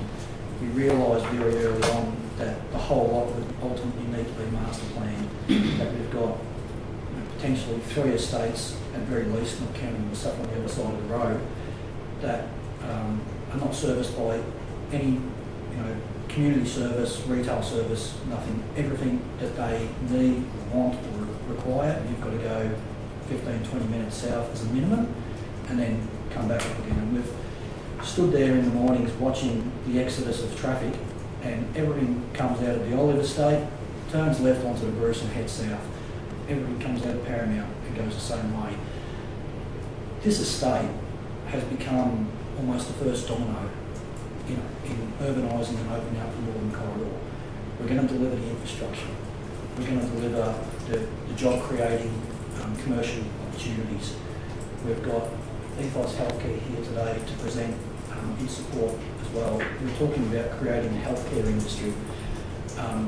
This is going to build out where people no longer need to leave the Rockyview, Glenview, Glenlee precinct to go and do their job, buy their groceries, go to the pub, do whatever. We'll master plan all of this stuff out in conjunction with council, so this is a properly structured urbanised area that delivers each of the essentials that the community needs. So they can walk to the shop now instead of driving 20 minutes. We'll get this right, but we'll do it in a way where it opens up for future development as well. Hence why the biochar is so important. We could hook up to Rockhampton in regards to the sewer, but it's a big piece solution. At the moment, we're limited based on the capacity that Rockhampton can take. And if they choose to not upscale or expand, what do we do then? Expand. It's like putting yourself in the hands of the bank. They'll pull the handbrake on you every single time. The ability for the Northern Corridor to expand is always going to be at the discretion of Rockhampton because of that one essential service. What we're proposing gives infrastructure independence. So everything opens up. The whole narrative changes. So this corridor, which is naturally going to be bordered once the bypass is done, that's going to be the same as has happened in Townsville and all the other locations. Once the bypass goes in, you create 2 separate communities. Yeah. When that bypass goes in, that Rockyview precinct is going to be a critical town centre. I mean, your end of where you're building has been screaming out for shops and all those facilities. Milk bar. Just so you can buy your milk and paper in the morning. Exactly. Yeah, but we'll do a fair bit more than that. Yeah. I mean, we do have very good relations with Coles and Woolies, with all the fuel brands. Gloria Jean's attend on multiple of our sites. Coffee Club, I can keep rolling through them. They're all part of it. Multiple developments in the childcare space as well. So all of the opportunities that you'd want to see in this community, they're all on the table. So when we sit down on hopefully the next round of development applications, we're almost going to be coming in with a blank canvas and sitting down with the team and saying, right, let's locate the services. Let's make a list of the things that we want to see in here, and let's work out where we place them. And we'll design accordingly. And given all of our design team is internal, we have the ability to control the cost and delivery on all of that, because it is just our dedicated service to be able to turn around design solutions really quickly. Do you have a ballpark figure on what you think an acreage will cost, or an acre of land? I should run this down tonight. You trained me.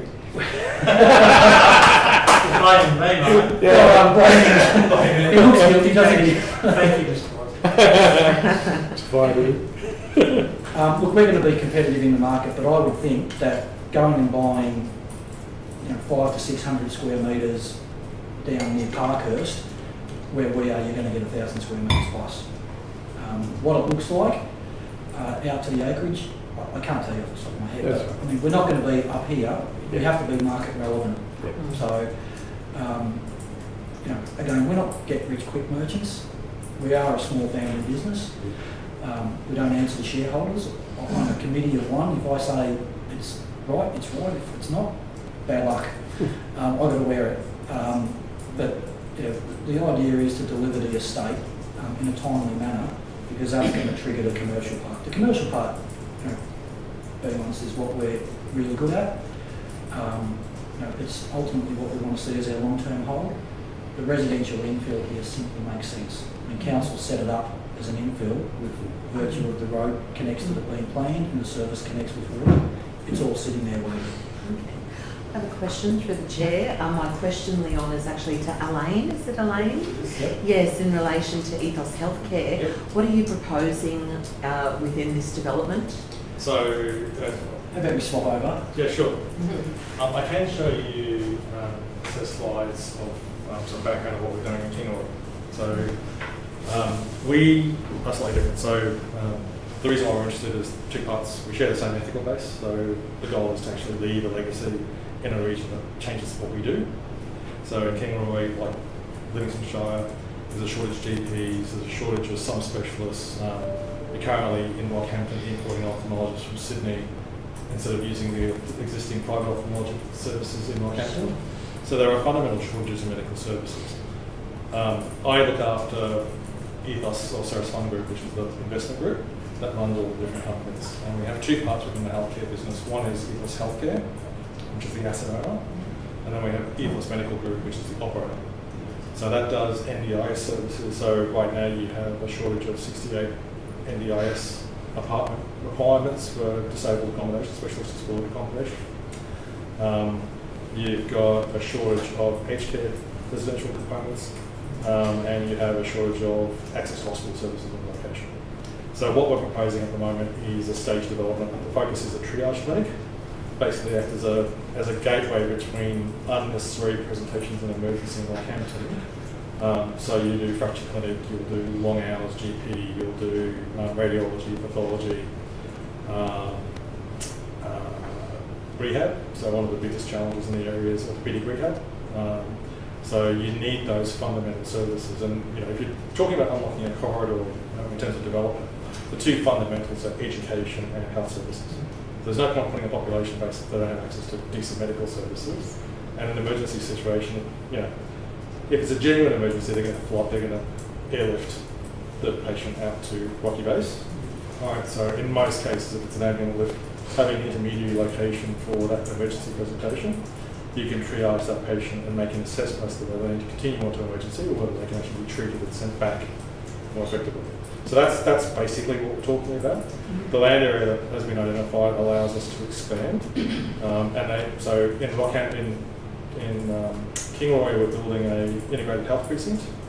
So it's 310 aged care beds, pharmacy, three surgery hospital, and it's opposite the shopping centre. I don't know how many of you guys are familiar with King Road at all, but you know what the shopping centre is. The Lady Flight Hospital is going Did you just say free surgery hospital or three? Three surgeries. Three. Three theatre. So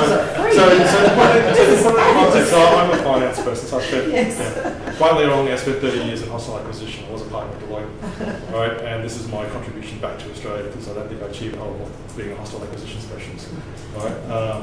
So I did things like, BHP's defence and rearmament data. So it's pretty silly stuff. It's never going to work. It shouldn't have to actually spend money on it, but we do. Kingaroy has the fastest aging population in Queensland. They're roughly 7,000 aged care beds short of what they need over the next 10 years. Right, so it's a fundamental shortage. In most cases in regional Australia, our standards for aged care beds are 2.5 stars at best. Right, so that means that your contact time with the registered nurse is about 5 minutes a day. Right, if you integrate it with the hospital, you can treat the aged care as a ward round. You save 20% of your staffing base, and you increase the contact hours to 2 hours. Right, and nurses you have a base salary for a nurse, and you have loadings for surgical intervention, or whether it's clinical studies, or it's aged care. If you're a first-year nursing student, you can't get paid as a nurse. You're doing clinical exercise. You can get paid as an aged care support worker. So you can suddenly pay a first-year nurse a salary, as opposed to having free labour in hospital to get experience. So there's just some really easy tweaks that we can do in the system to make it work. So the same exercise here. So we partner with TAFE to take over one of the camps. So, sorry, the background, I'll be all over the place because I have a presentation, but one of the shortages of major fundamental weakness of infrastructure is lack of staff. Right? So we actually spent close to $3 million buying a training business, an RTO, right? Because the argument that I use for the hospital is very simple, which is you can't complain about contract agents, nurses, if you don't have a say in the training. If I give you access to training and you don't participate, don't complain about the outcome. So I'm a firm believer of being accountable for the actions you take. So we're training the nurses to actually become trainers. We're training in the region. So through TAFE, we can actually offer nursing degrees and full training in each location. We just need the location accredited by NOV or depending on the agency involved.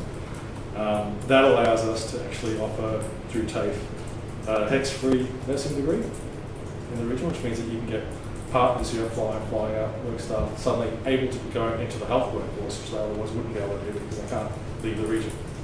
So by making it easy to access that educational capability and at no cost, you suddenly have the ability to translate some of the available labour into usable labour in terms of a high niveau. Right? And so there's those are the sort of things. We're working on some health policies to try and change things like to get access to GPs, you can't have paid locums visiting medical officers at the hospital doing emergency GP presentations because they don't train you. If you outsource that to a local GP practice and they did it on the basis they supervise doctors, or if you've got doctors in their 60s, 70s looking to retire, don't let them retire, get them to supervise new doctors coming in. That'll generate 9 doctors a year. Or sorry, 9 doctors, roughly 3 months for supervision. So roughly 9 doctors a year for every person you supervise, every shift you supervise. So suddenly you have, they've got to sign a 5-year employment agreement because they're being supervised, which means you retain them for 5 years. So that means over 5 years you can have new replacements indefinitely, at least 9 new GPs coming to the region every year. It's not rocket science, it just requires common sense. Thank you. Does that? Yeah, no, that's Sorry, there is a deck, I'll put it on the USB that Leon will give you. It has the background of the company and some of the stuff has a 3D visualisation of what's been built in the Panther and Kingway. And Leon's got pictures of what we're doing. Thanks, Elaine. There is one here that I would like to put up on the screen. And yeah, if you go and see Renee, just turn it. just look at the video in there. Yeah.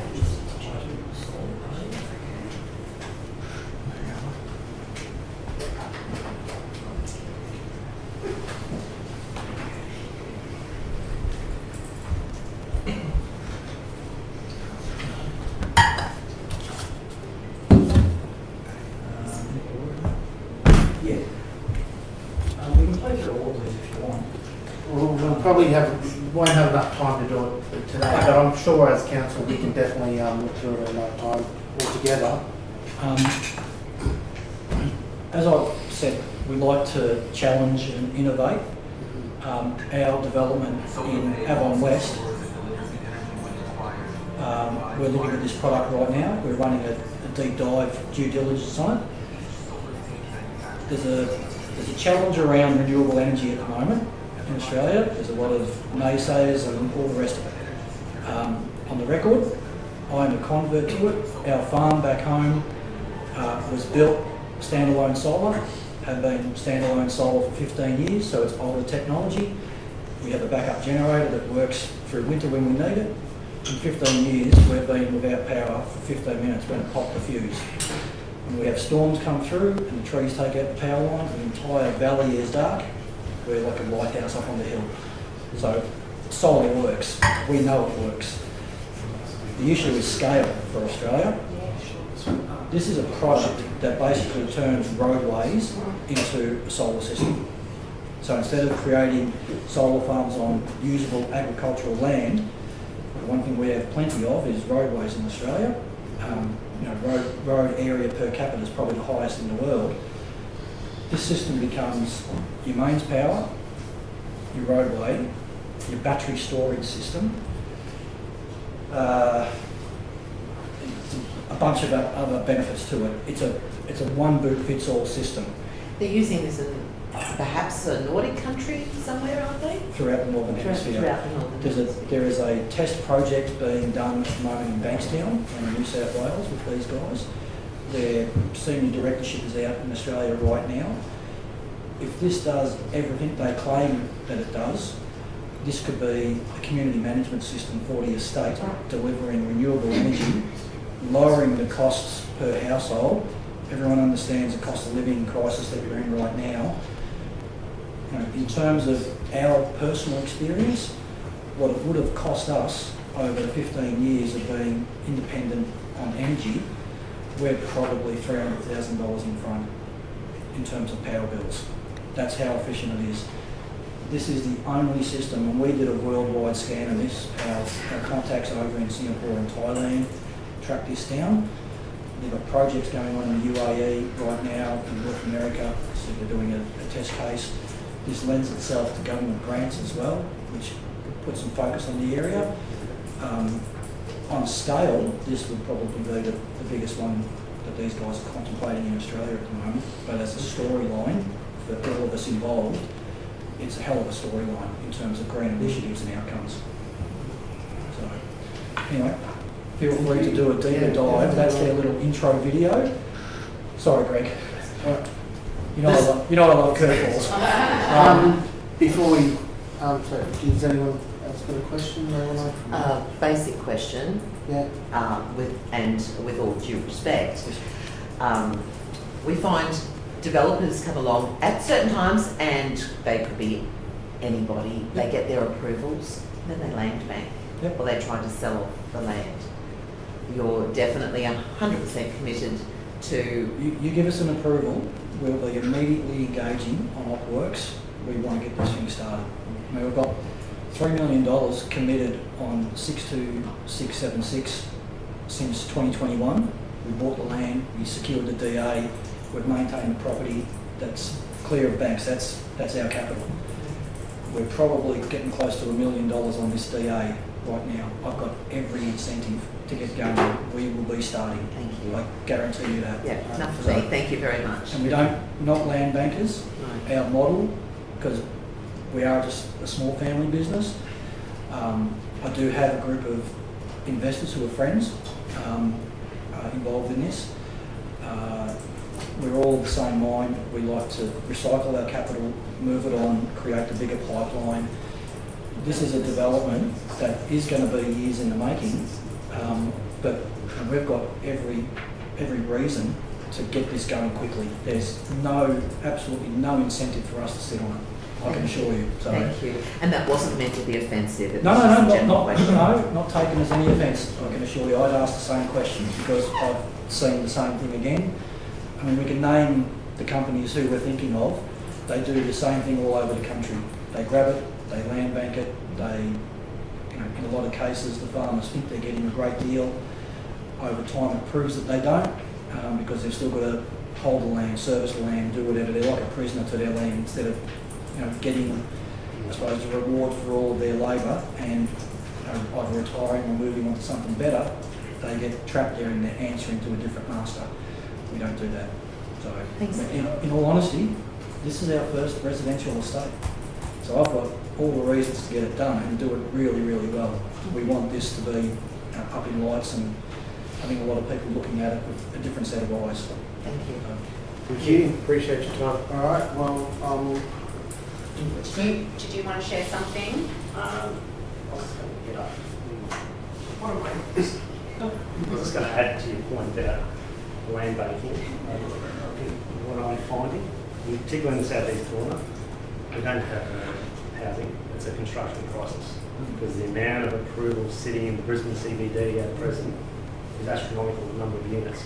Not one single developer is prepared to put their capital in because it's construction. Yeah. So, look, thanks for Chair, Council's supplying the opportunity. I'll try and keep it just short. I guess at the outset, is there any questions or planning points you want to ask up front? Or maybe for me just to run through? Yeah. Now, I'm the town planning consultant who's prepared and lodged the application on behalf of Procon. We became involved about 3 or 4 years ago, and when we started looking into this site, we undertook an economic overview through urban economics, and that overview found that in particular this corridor, the called study area of Rocky View Glenlee, there was a supply issue. And that was verified in the Tusic Property Insight report from 2021, which likewise, which was commissioned by Council, identified shortfall in the supply of housing. And when you look at the importance of the Northern Growth Corridor, it was first acknowledged as far back as 2013 of the regional plan. And the point I'd like to make in terms of regional planning, I think unfortunately, hopefully with the change of the state government, we start to see more emphasis on the central Queensland Capital Coast. Because up until now we've got far north Queensland, Bundaberg's just come online, White Bay's just coming out, but central Queensland just gets ignored. And I think regional plans are essential, just giving, they shouldn't be there to dictate the council, but guide council on particularly addressing critical infrastructure issues, road, your services and so forth. And I mean, at the moment we have in the state the SFD, State Facilitated Development, which I think is questionable because I think when it comes to development and assessment, councils are far better at delivering through the development assessment process rather than the state. Because the state can only look at it from afar. At local government level, you can look at, the site, the area, the specifics. I think it's much better being dealt with, I think, through the local governments. In the case of Rocky View, when we were formulating and preparing the plan, one of the critical assessment benchmarks that was relevant to the application was the state planning policy from 2017. In that policy, the emphasis went from just about talking about how supplying new residential dwellings to really narrowing in on ensuring councils have proactive and responsive zoning to provide for both the current demographic and the future demographic, or projected demographic for the area. And if you look at the economic needs analysis that was undertaken by Urban Economics, and part of it was we held off until we waited for the outcome of the public notification before we finalised and refined that. And what that concluded, it was quite clear that based on the current trajectory, we're talking about 3,950 new dwelling required for the Glenlee Rocky View area. At present, based on all our current approvals, including, I'll call it the Dawson Road estate to the western side of Bruce, which is a large landholding. Even with that, and the approved lots there, you're only looking at 2,800. So there's a massive shortfall of over 1,000 dwellings in that area. To meet the demand and ensure continuity of housing supply, the development of the Northern Corridor is imperative, particularly given the fact that it is accessed by major infrastructure being the Bruce. And obviously, you're hoping to see in the near future, we'll see the ring road. Now, I think the government's towards it heads down and decide we're going to invest in it. We'll see that delivered in the meantime. The one thing that quite often inhibits new growth areas are environmental constraints, broad hectare protected vegetation. and flooding. Now, I guess when you look at this northern corridor, and something that I've been quite strong about in when looking at this area, flooding is something we have to look at. Can't look at it from a council to council. Because floodwaters don't stop on the boundary of the local government area. In particularly large floodplain catchment areas, we need to be planning better for the long term. And we're starting to see the effects of poor planning in the southeast, northern New South Wales, where you've got insurance premiums going over $40,000-$50,000, making it unviable for houses. In some areas, they're just basically completely writing off insurance. But also, I guess the local government is better planning for it now as a region means safe councils in the long run. Because one of the biggest problems that we quite see often in the built-up areas of the, like use Brisbane, is repair and maintenance costs. And a lot of that has to do with, I think, poor planning decisions in the past. And we're still seeing unfortunately, some poor planning decisions being made. Just when we look at the application that we presented, the one thing that we were always mindful of is acknowledging that we have two existing park living residential estates either side. So in addressing that key assessment benchmark from the state planning policy, we're also mindful of the fact that we do have established residential which were developed, say over a period of 10-15 years, the Paramount and Oliver estate. So what we've been always endeavoured to do is look at the context, make sure that we just don't go and create a sea of 800, 1,000 square metre lots. We've always been mindful of ensuring the interface between those two estates was front and centre of our design, and that's why we've got those larger lots framing the estate. Obviously, with the density is a key issue, and that's why we've got to concentrate as much of that high density through the corridor. Now, one of the biggest problems I think many had during the public notification was the allowance for Yolanda Way and Angela Road to the south. Those two roads were always designed to come into that site, but there was an expectation with park living, the traffic volumes wouldn't be as significant. We were always pushing for the ultimate outcome of direct access out of the Bruce. As you know, for a good part of 3 years, we got the stop standard no road because of the limited access road. With the design changes that we made throughout the process, we always tried to keep as much of that traffic out of the two estates, but there was going to be increased traffic that was unavoidable. The change of heart, thank God, from the department, giving us the full access has meant now all the concentration of that traffic flow is going to be onto the Bruce. Because it's basically a full turn T intersection, right turn slip lane. So we're going to see much of that traffic flow going directly out onto the Bruce. That takes away a huge, I guess one of the huge or major concerns of the two estates, and something that we were always mindful of. As I said, we would have loved to have had it earlier, but unfortunately main roads, in the way they are, just towing the standard line of limited access means no access, or quite restricted. So, I'm sorry, we're really running out of time. Okay. I'm very sorry. That could be a hint. Leon's covered those other grounds out here and so forth. I think one of the key, opening up this northern corridor, what we are endeavouring to do is obviously with the waterway, the rehabilitation of it, and also the dedication of parkland to the northwest corner. With that rehabilitation of the corridor, we would intend to look at amenities in that parkland. I think with waterway planning, waterway corridors, simply turning into a drainage basin becomes an eyesore and becomes just an ongoing issue for council. But actually using them as a dual function of an active area plus for stormwater management, that's the ultimate goal that we are looking at. At the moment, it's very conceptual, but that would obviously come out in the operational works phase, the detailed design of that corridor. But if I can just stress too, with this northern corridor, the opportunities that it does present, with not just us, but the West Dawson Road estate, what it will mean is the ability to unlock additional services, retail, commercial, education, talking medical health. I guess the big point I'd like to stress is it means reduces the reliance on those suburbs to the south, where currently all the services are provided. So, look, that is it. I haven't figured it out there, but Thank you very much. Well, on behalf of council, thank you, Leon, Ben, and Ron, and thank you.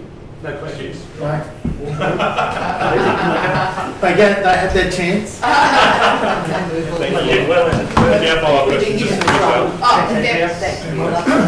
You don't need any of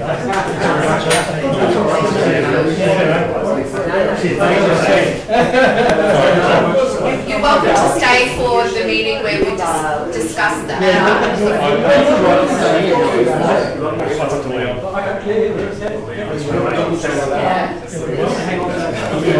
Depends whether there's cheers.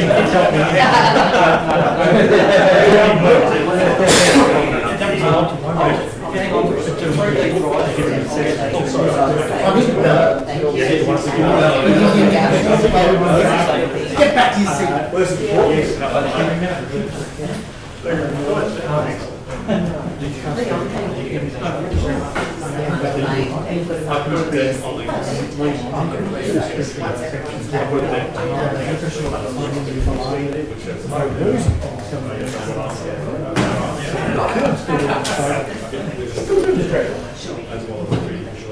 Okay, councillors, we're ready to go. Again.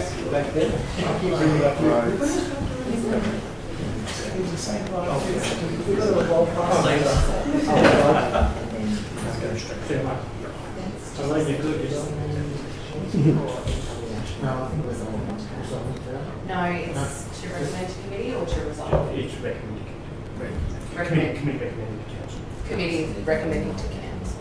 Oh, okay. Yeah, we'll move to receive that move from Councillor Friend and seconded by Councillor Watson. All in favour? That's unanimous. Alright, so now we'll go straight into 11.1 and I'll pass that on to Rick. Thank you, Councillor Chair. I'll introduce you to Simon Rice, who's been our external consultant, who's been undertaking the assessment of this particular application.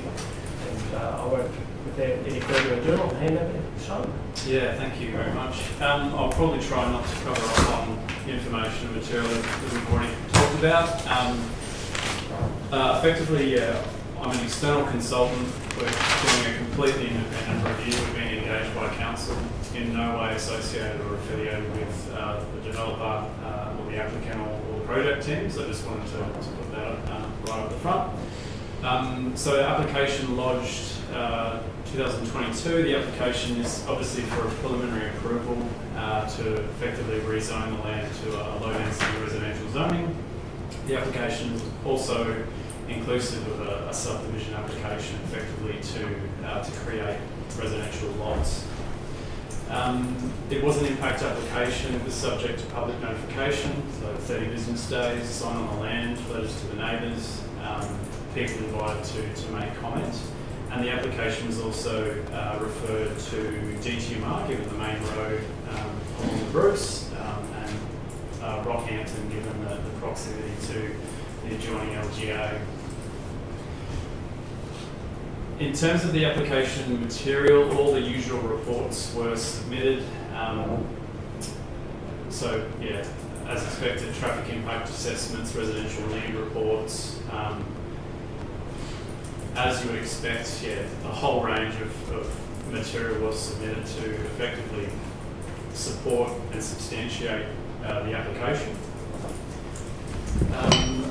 A little bit about the site itself. So back in 1990s, I probably won't go through the history, but it's suffice to say there has been an intensification of residential development along this northern corridor, including the residential estates to the north and south, as well as a couple of new subdivisions to the west.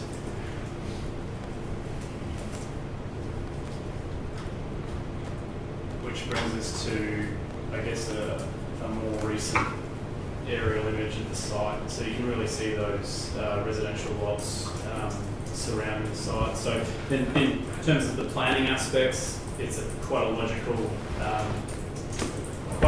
location in terms of proximity to existing residential areas and efficiency of service delivery. I did run through this last week, but there's a few state and local land constraints. So there's that waterway corridor, that mapped waterway corridor running through east-west. You've got the state-controlled road mapped along the frontage. There's a little bit of vegetation and bushfire mapping, but on a whole, it's a pretty unconstrained site. In terms of the local planning scheme, we're sort of smack bang in the middle of a residential or rural residential area, which is really identifying Rocky View and Glendale as a growth corridor. Down at a finer grain level, the site itself is rural zone, but as expected with what's happening in the area, it's a rural residential zone to the north and south.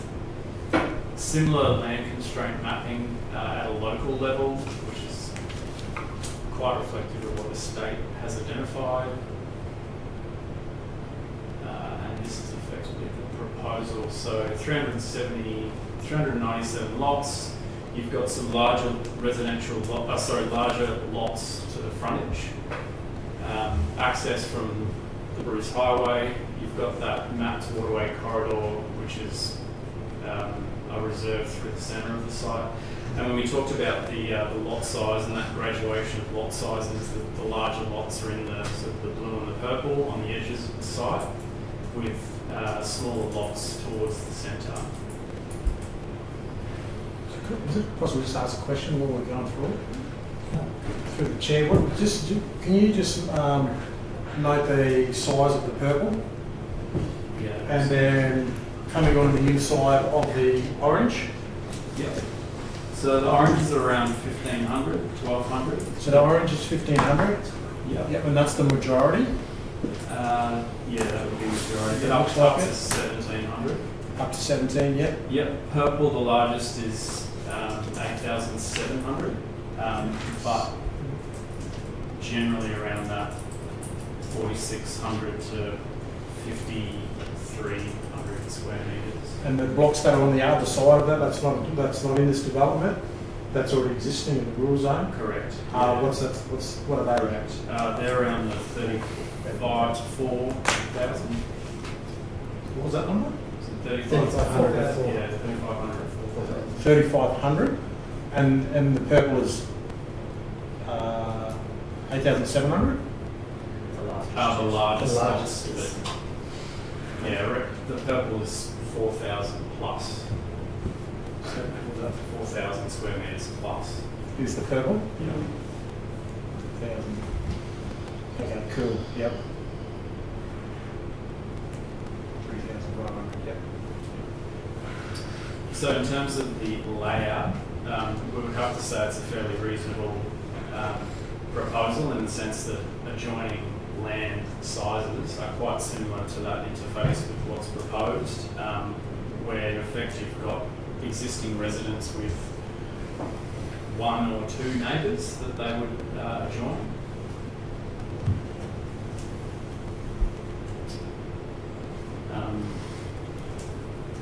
So I think a lot of this material has already been covered already, so 11 stages on average, 36 lots per stage. It's equivalent to 1.4 years of residential supply. Main access is off the Bruce Highway with an alternates movement, and then you've got services through an existing water main and some sewer treatment facilities running through Rocky, although that is obviously an evolving beast, with a lot of those services subject to operation works applications. As mentioned, the application was subject to public notification. A total of 155 submissions received, 69 in support or neutral, 86 opposing.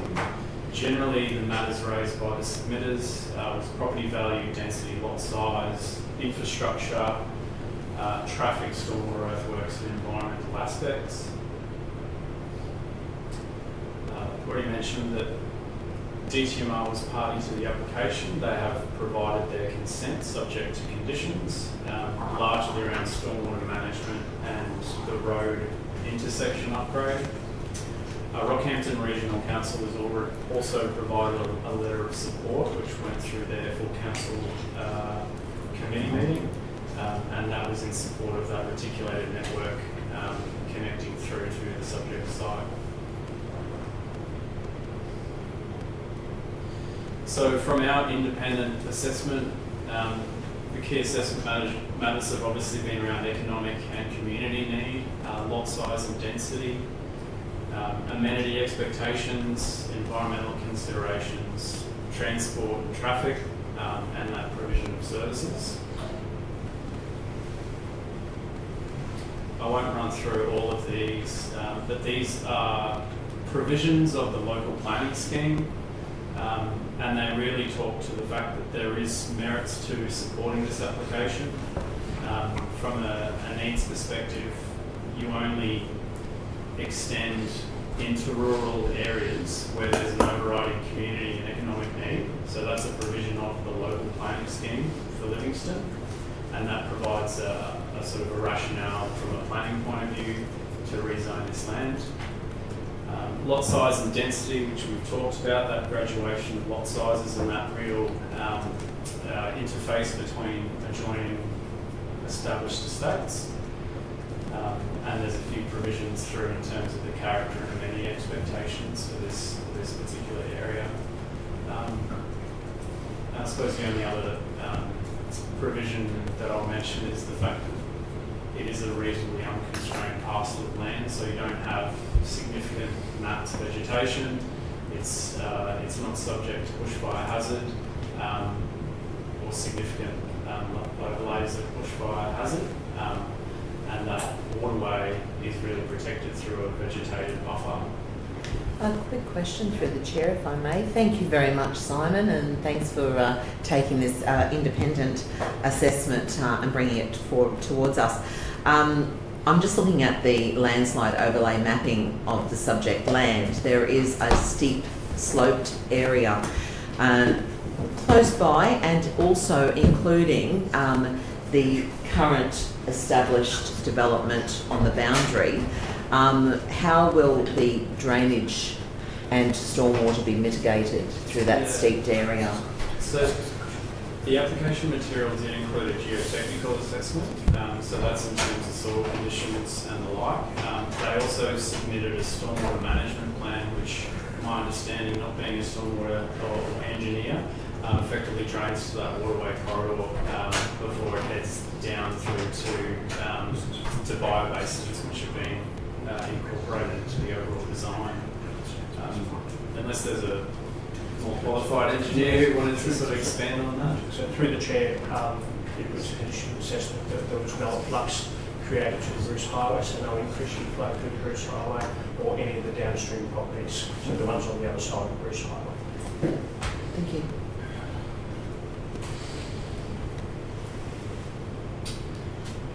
So I guess the final slide, when I get to it, is really talking about the other relevant matters, and I guess our recommendation,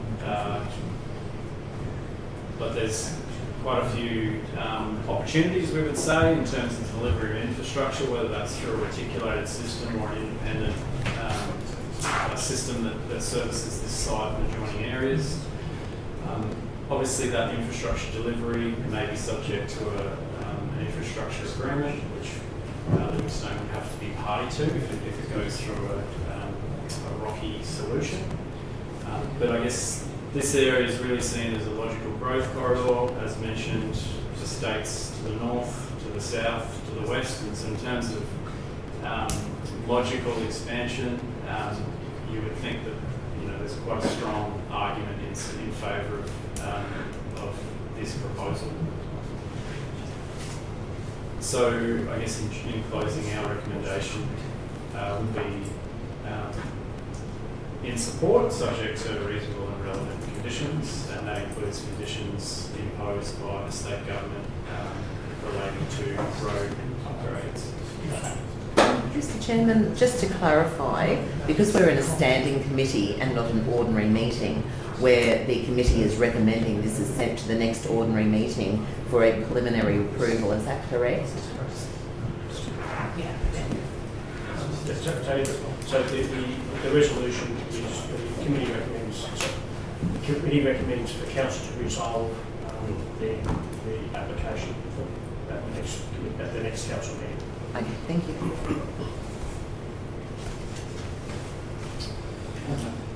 That's it for me. If there's any questions. Any questions? No? Well, anyone?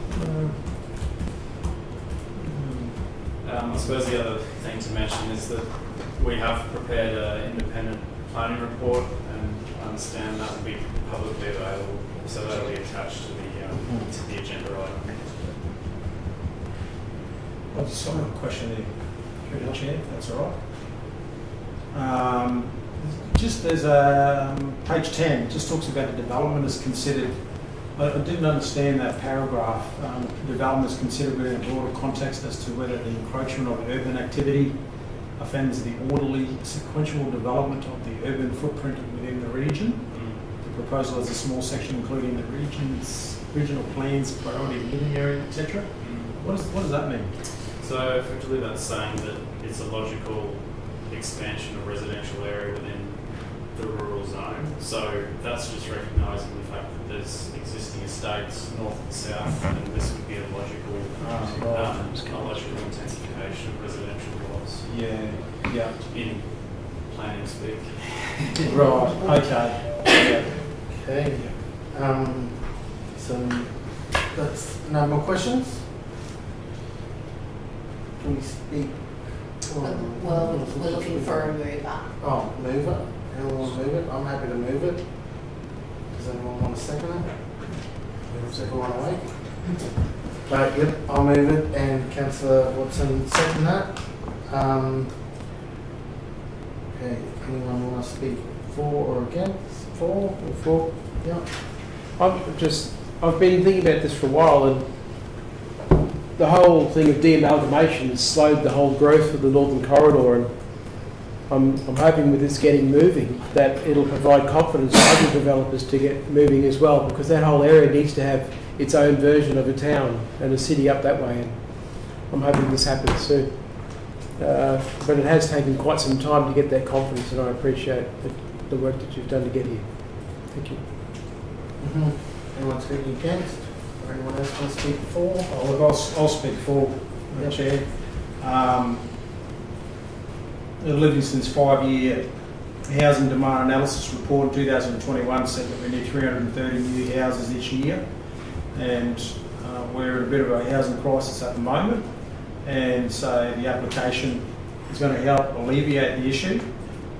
There's a couple of other points, councillors, that I've pointed out that I'd like to sort of raise today, is that the land is not productive for agricultural land as well, and Rockhampton's Northern Growth Corridor and Parkhurst is expected to grow to 10,000 residents in 20 years. So having this development change from rural to low density residential will, in the long run, fit the characteristic of the area. So it just makes sense that approving this application moving forward will continue with the growth of our shire, which is much needed.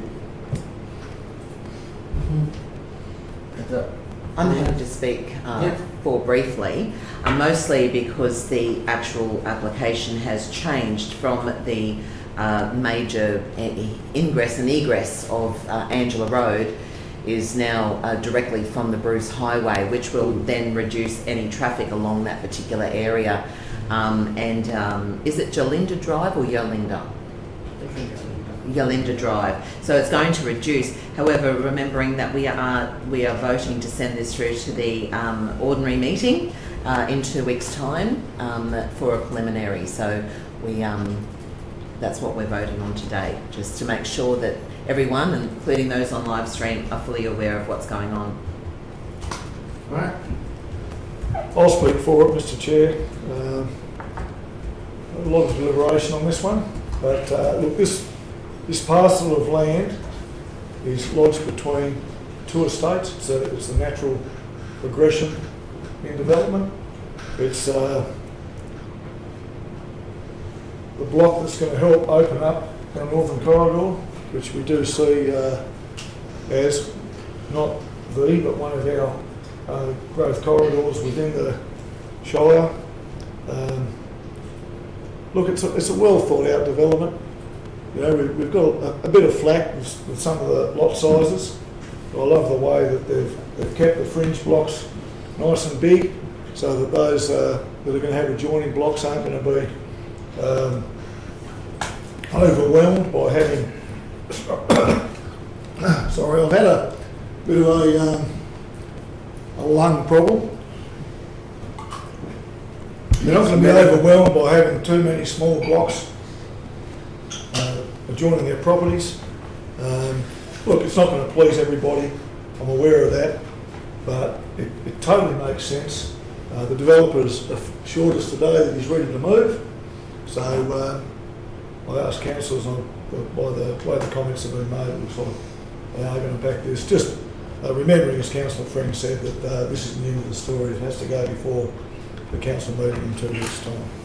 Thank you.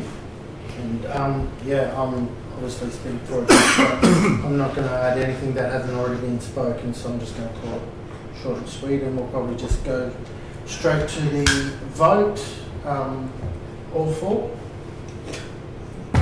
It's unanimous. All good. Thank you. So that's done. So the next one we're going to skip to 11.6 due to officer availability. I'd like to move a procedural motion to hear 11.6 now, with the item being proposed to develop a temporary local planning instrument to suspend or otherwise affect the operation of the Livingstone Shire Planning Scheme 2018. And do we have a mover for that?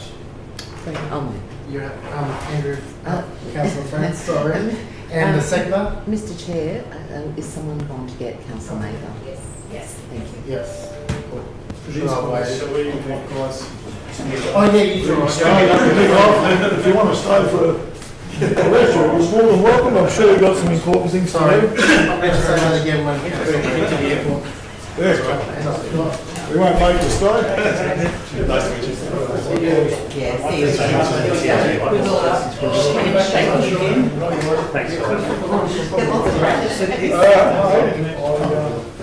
Thanks, mate. Cheers. Do you have any questions just for So this is the ordinary council meetings on the 19th. 19th of November. Eloquence was there. 2 minutes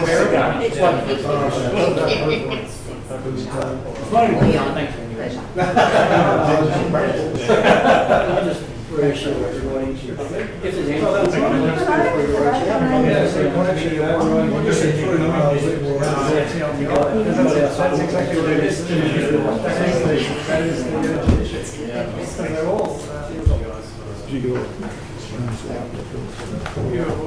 I'm going to do all that again. Sorry, because I started the next one without you, Glenda. I forgot you were still here. You would do that. You've been They sent someone out, they said you're asleep. No, but if you'd have left me another 10 minutes, I might have been. So we're, Because it was warm in there. 11.6. Next door. It's in the second room. Okay, we're right to go to the next one? Just a little. 11.6, Mr Chairman. What do we do? We might start that again. Yeah. we'll start. Chair and Sorry. No, that's all right.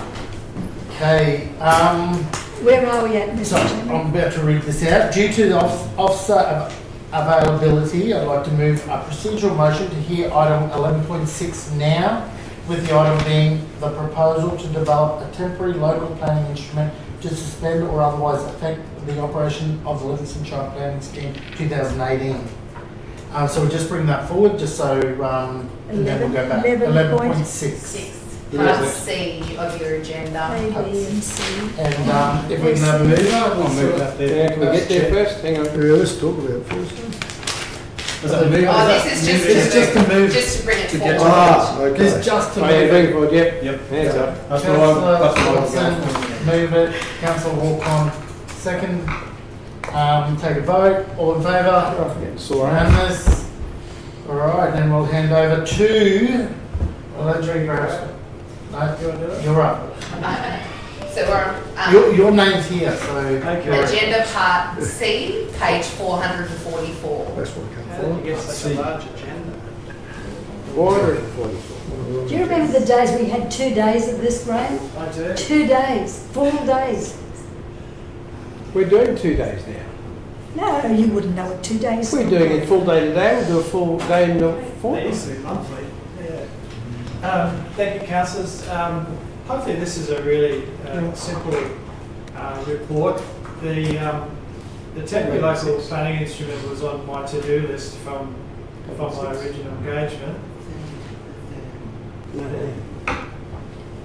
Yes. This report is simply the first step. This isn't the TLPI. This is just the step to, in accordance with the Act, to ensure that the council has to make this resolution to go and make a TLPI. So we still have work in front of us and decisions to be made exactly what's in the TLPI. The 3 conditions required to be met for a council to legitimately resolve to make a TLPI are listed there. The main ones are: there's a significant risk of serious adverse cultural, economic, environmental, social conditions happening. And I was going to quote Simon with that last application, that there's an overriding community and economic need. It seems to be the starting point of nearly all our applications recently.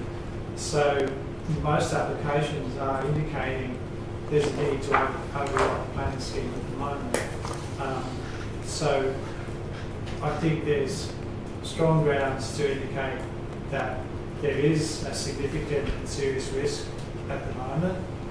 We're not seeing the development of residential lots keeping pace with what we think the demand is at around 2.5% growth rate, and it's not even keeping up with the housing approvals, which are, if you like, mining the existing land stocks in old historical areas, and at some point they have to roughly match. So I think there's every indication that there's a constriction in supply, and it's certainly causing some impacts on the market, and we're seeing very high, fairly rapid rates of increase in prices and increase in rentals, which is causing a lot of stress in our community. The other 2 conditions, the temporary local planning instrument is a tool that you use as a quick intervention. So the idea is that it's short and sharp, and it's not, can't wait for the normal planning scheme amendment process. That doesn't mean we shouldn't also do a planning scheme amendment, but planning scheme amendments take years. And I think there's been one underway here for quite some time, and it's sort of halfway or something, so it's at least 2 to 3 years for a planning scheme amendment. That's something we need to do as well, but this is an intervention that hopefully can occur within a few months. And the other one we have to be careful about is that this TLPI does not affect any of the state interests. So the general state interests are things like remnant vegetation, landslide flooding, coastal hazard, etc. So it's basically limited to addressing areas that are really unconstrained. So they're the 3 preconditions, which I think we've clearly met. There's some background in the report, but basically the background is just some supporting evidence about the growth rate versus the block creation rate, and somewhat similar to that previous report, there's a number of reports that says that the housing required housing demand is at least 300 to 350 even to 400 houses per year. So realistically, the block creation should roughly match that. The other important feature to support proceeding with the TLPI is the number of appeals. Similar to many of the applications that have come across the table recently, there's difficulty, there's conflict, there's submitters, there's various opinions. So that's an indication, I think, that development is struggling to get through the planning scheme, and it's not clearly directing development to areas that are suitable and easily processed. And instead, there's a sort of a whole mixture of all sorts of things coming in because no one's 100% sure where they should go or can go. And or because there is such a demand, a lot of developers are at least attempting to have a go even if they know their chances are pretty low. which is causing a lot of internal consumption of resources, a lot of external consumption of legal resources. So the TLPI will assist. It's not the single thing we need to do. It's not going to solve everything, but there's no risk really taking this first step to commence the process of making a temporary local planning instrument. There's some additional information there. We just went through, with the help of Greg's team, a number of recent estates, and they're basically colour-coded, where you see two columns with the colours matching. That means the development was actually in the right zone. And then there's pages and pages and pages where the colours don't match, which means the development that happened there was not in the right zone. So it's requiring Simon and others to demonstrate why there's no overriding need to approve them in spite of the conflict with the planning scheme. So at least the TLPI, looking to rezone areas that are highly suitable for residential and for commercial and industrial, would at least start to match those two columns. If we match the two columns, it becomes really simple and clear for developers. It becomes a very simple process to go through our assessment process, and it should also be really clear about our infrastructure, because it should be in areas where we clearly understood where our infrastructure should go in those areas. So hopefully it really makes the system much more simpler, at least in the areas that are suitable, that avoid the state interest check. I have a couple of questions. Sure. Thank you, through the chair, if I may. Thank you, Graham, appreciate that. The temporary local planning instrument that we're discussing today does have a number of different developments attached in the report. I'll just bring one up in particular, the Kingsway Estate. It says rural residential in a rural zone. This was already approved. It had a previous approval, I understand, but it's still a rural zone. So even though it has the approval and can be moved ahead, we've still got to change the zoning. Is that well, correct? the area, we have to still make the TLPI. We haven't made the TLPI, but Kinka is an area of interest, and Kinka is one of the areas that would benefit from the TLPI. So the TLPI tries to identify areas, not just the ones that are already there, it's specifically, or more importantly, for the ones that are coming next. Okay. So once we understand that, in addition to what's there, how do we make it? Is it sensible to put more there? And if so, can we make that a very simple process? Certainly. So it is an interesting one in the Kingsway and Kinka, because it had a difficult various attempts at development over many years. It has been developed in one stage, but then there's a very large sewer down there. It's right beside a major road.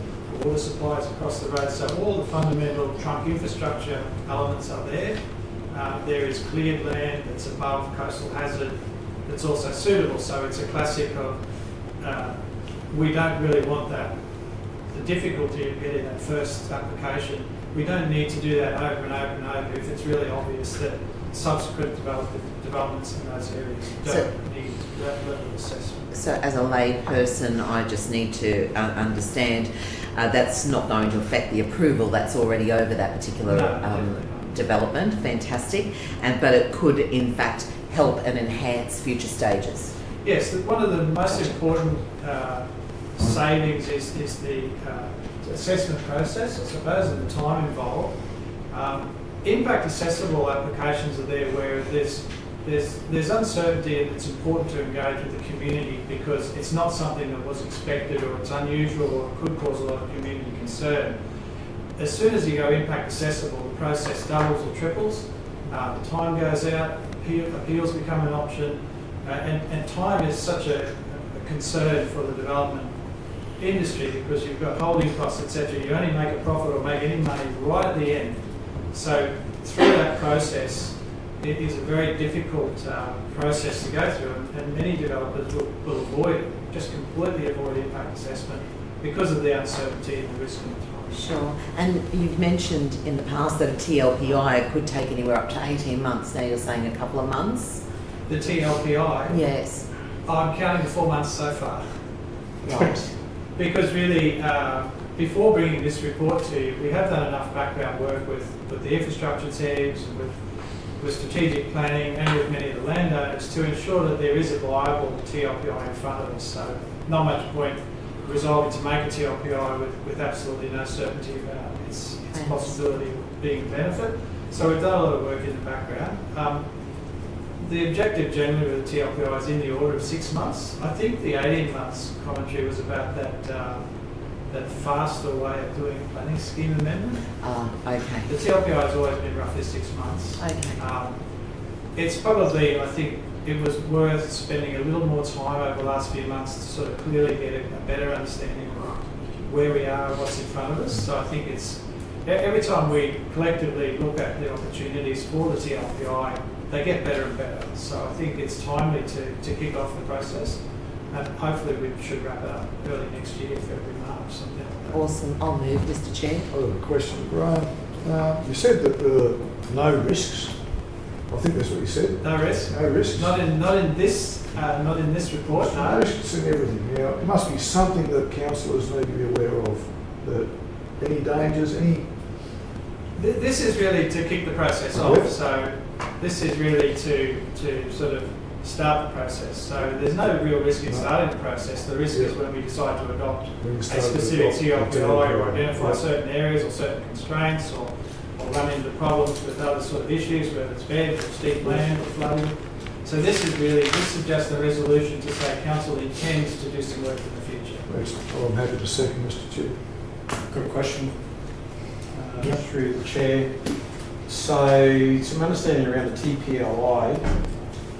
Does the TPLI, does it give authority to who to make decisions? It is simply it is an amendment to the planning scheme. Yep. So basically, in many respects, it is almost similar to previous application, but this is the work that council's doing. So it's essentially a rezoning. So it's changing the planning scheme. It's a council-initiated change to the planning scheme. Once the planning scheme's changed, all the various rules and regulations in the planning scheme remain exactly the same. So it doesn't have any extra codes or any extra difficulty for the planners. The majority of what we see of being an advantage in the TLPI will be appropriate zonings, so that most applications will come in. If it's a low density res application, we hope it comes in now in the low density res zone, because that's what the TLPI identifies. Right, we just go through and start rezoning those areas that we deem appropriate. Yes. For what we believe is the most logical use that will hopefully address some of the concerns raised and some of the serious issues we have, such as the lack of supply and the high cost of development. And then we just use the rest of the planning scheme. So it still has to meet all the various tests and bars. So even if we rezone it as suitable, it still has to come in as a code application, and it can't be undersized, or it can't be in the wrong area, or it can't be in flood prone. Yeah. So it doesn't take away any of the tools, I suppose, for the development assessment manager and Greg's development team.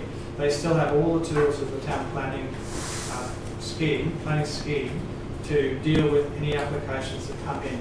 All we're really doing is saying when we know there's areas that are highly suitable for a certain use, such as stage 5 of the gateway, we're doing stage 4. We can't do stage 5 at the moment because it's zoned emerging communities. So an application to ourselves to just finish off the gateway would be an impact assessable application. And so part of that, then, if the TPLI was in place, it would mean that development or applications would be then code accessible, wouldn't be impacted, so wouldn't end up on to going through the process. That's correct. That's correct. The process will be much shorter, and hopefully, not only would it be the appropriate zoning, but it would also be very clear to the applicant where's the trunk road, where's the trunk water, where do I hook up? Again, using the previous report. Where's the intersection? You know, what impact am I going to have on surrounding roads? Oh, it's all there. I can see where the major roads are. I can see where the major sewer is. Right. So it gives that real clarity. And there's nothing to say you can still then submit something that does need to be impact accessible. So we can still zone low density res and save those manufactured homes estates like the over 55s, over 50s. They would still be an impact accessible application, but we're hoping we're just hoping that the majority of really simple applications that could be dealt with much faster and much simpler and be much more cost effective and get out there as quickly as possible, will allow supply to at least try to catch up with demand. Okay, great. Question, Graham. The purpose of this recommendation is to reduce the level of assessment. That's one of the primary goals, yes. Reduce the level of assessment in the areas where it's very clear that the use is logical. So not to reduce the level of assessment everywhere, only in specific areas that we identify and we agree are areas where we think it's perfectly sensible to have that type of development in that location. All that concerns me when we're making changes like this, because I think the people like the opportunity to scrutinise some of the bigger applications or the ones that are impacting on them or their surrounds. Yes. And I can understand that. And you said earlier that the developers are iffy about impact assessment At present, yes. because they have uncertainty, your words. And I would agree with that. But it tells us there's something wrong because they're uncertain. Not because it's impact assessable, but there's something there that they have to jump over that we can't satisfy them with. Well, the uncertainty is in a number of areas. The uncertainty is even in whether it's possible to get approval. There's uncertainty in the development costs as it's unclear where the trunk infrastructure networks are. And it's also potentially uncertain in timing because the trunk networks or the water supply might be years away. So there's various levels of uncertainty. But to your point about the community concerns, we're going forward to make this. If we identify areas where we know of community concern, then it's not in the TLPI. So areas that are of highly sensitive, we should not put them in the TLPI. They should go through a planning scheme amendment where they're open to public consultation. So the whole idea of this is to avoid areas of any major concern, whether that's vegetation concern or even a community concern. Everywhere is an area of major concern because if we seem to be behind the eight ball, like we're being told that this is the case, this is why we're doing these emergency things to sort of catch up. Yes. I don't want to be pushed by housing shortage because this is where you can make mistakes if you don't get it right. Well, we'll get it right. We don't have that luxury. This is the start of the process, so we hope to get it right and we hope to identify, and we believe we have identified a number of areas where we can move forward with this sensibly and logically in areas where there's no doubt that they are highly suitable for this land use. As much as one of the reasons we know that is there's already been approvals there. There's already been approvals there in spite of the incorrect zoning, so we're building on what's there. And in rural zones, and I don't know when we saw the last rezoning from rural land to development. I don't know that there's been any rezonings at this point. This is what I'm saying. And in many ways, this is sort of a catch-up. Everything is based on, everything we do is pretty well on, and we say it conflicts with the intent of the zoning, right. which is rural zoning, and because we think it's cows and horses and things like that on rural zones, but we've got 10 acres, we've got 5 acres, we've got 2 acres, we've got 1 acre on rural land. It'd be nice to be able to send some reports to council. Well, actually, it'd be nice if we didn't have to send a report to council because it'd be code accessible, but to send reports to council where we can remove the first 4 words or 10 words which say despite the recommend conflict. approval in spite of conflict with the planning scheme. Yeah. Wouldn't that be nice? That's the intent. But by all means, anything that's of concern to the community or concern to the councillors can be addressed during the making of the TLPI, and there's full control of the council as to what goes in and what goes out. I don't know if the other members, perhaps they do understand the implications of what we're doing. Yes. Because what we used to have, it was a clear planning scheme. Yes. This you can do as of right. Yes. This you have to get approval for. And these are ours. I've got it in my car, like everything else in my car. Permitted, permissible and prohibited. The 3 columns. Yes, there was no doubt, there was certainly no uncertainty. And you know, if I put that on the table now, they'd all love it. They'd love it. Because you knew exactly where you were going, the developers knew what they were doing, and we'd all be straight through to the keeper. The problem with that, of course, is when there's something that was never contemplated but is a great idea, and it ended up in the prohibited column where we're in all sorts of trouble. And that's where you have So discretion. to change to more of a performance-based planning scheme is very logical, but it does mean that everything is treated on its merits, which almost, from your days, Councillor, well, still those early days, it's almost changed as if it's become what was seen as a really good move forward, so that you could really pick up some great ideas.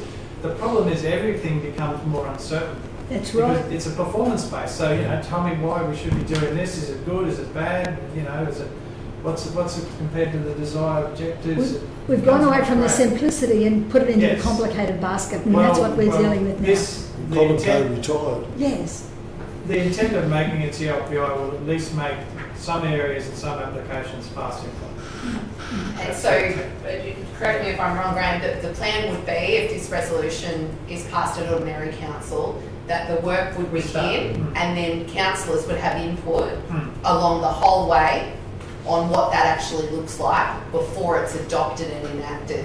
So this is the very first step before it starts being drawn up, to have that discussion around, well, I'm not sure about that area because, or we've never approved that before in that area, why would we now? So we're going to have the ability to drill down into all of these areas and really examine them before it's a definite. Yes. And certainly the councillors will see this a number of times before it comes back to the table. We also have to confirm that the state and the minister are happy. So there's a test there. But what we have done, I think, is to bring this to you today, say a resolution to make, is that we've done enough work to be able to easily identify there are areas suitable, and it would make a positive contribution to addressing the issues at present. Any further questions? Well, that's your job, Councillor. No questions? We're all questioned out? All right, so now we just need to get some to move. We've got a mover and a seconder, We've got a so mover. I've already done anyone that. speaking for? Anyone speaking for? I think this is just what we should be doing. I remember growing up here and we're always known as the gap in the map. Maps were made and never even had your pen on it, let alone Capricorn Coast. And we've finally been discovered. I don't want us to be a Gold Coast or a Byron Bay, but I want us to be a Capricorn Coast. But I think it's time that we start moving so that we provide housing and land for our children and the people moving to this area. It's important we do something as quickly as we can to catch up before we miss out. So I'd like you all to hopefully vote for this. Anyone against? For? Yep, I'd like to speak for. Yep. I just think it's a great idea to have a TPLI in place, considering with they've mentioned about the developers and giving the developers some certainty around their plans, and if there's some infrastructure and what they can do, and so I think it's a great step forward.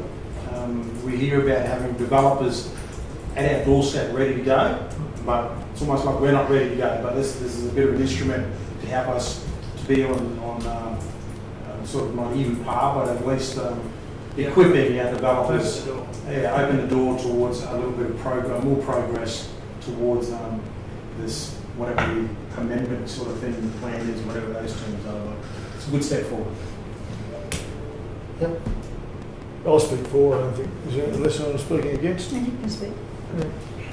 Look, it's just a logical gap filler, I guess. As we move on, we've all noticed that there's certainly a need for it. Our planning scheme seems to be lacking, and this is a way that we can certainly move forward and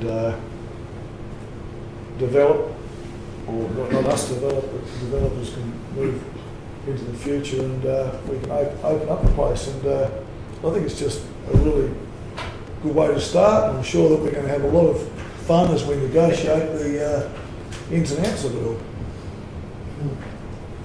Thank you. Are you Go speaking? on. I'm moving, so I'll speak last. I was just going to say that this is the first step in actually establishing a TLPI.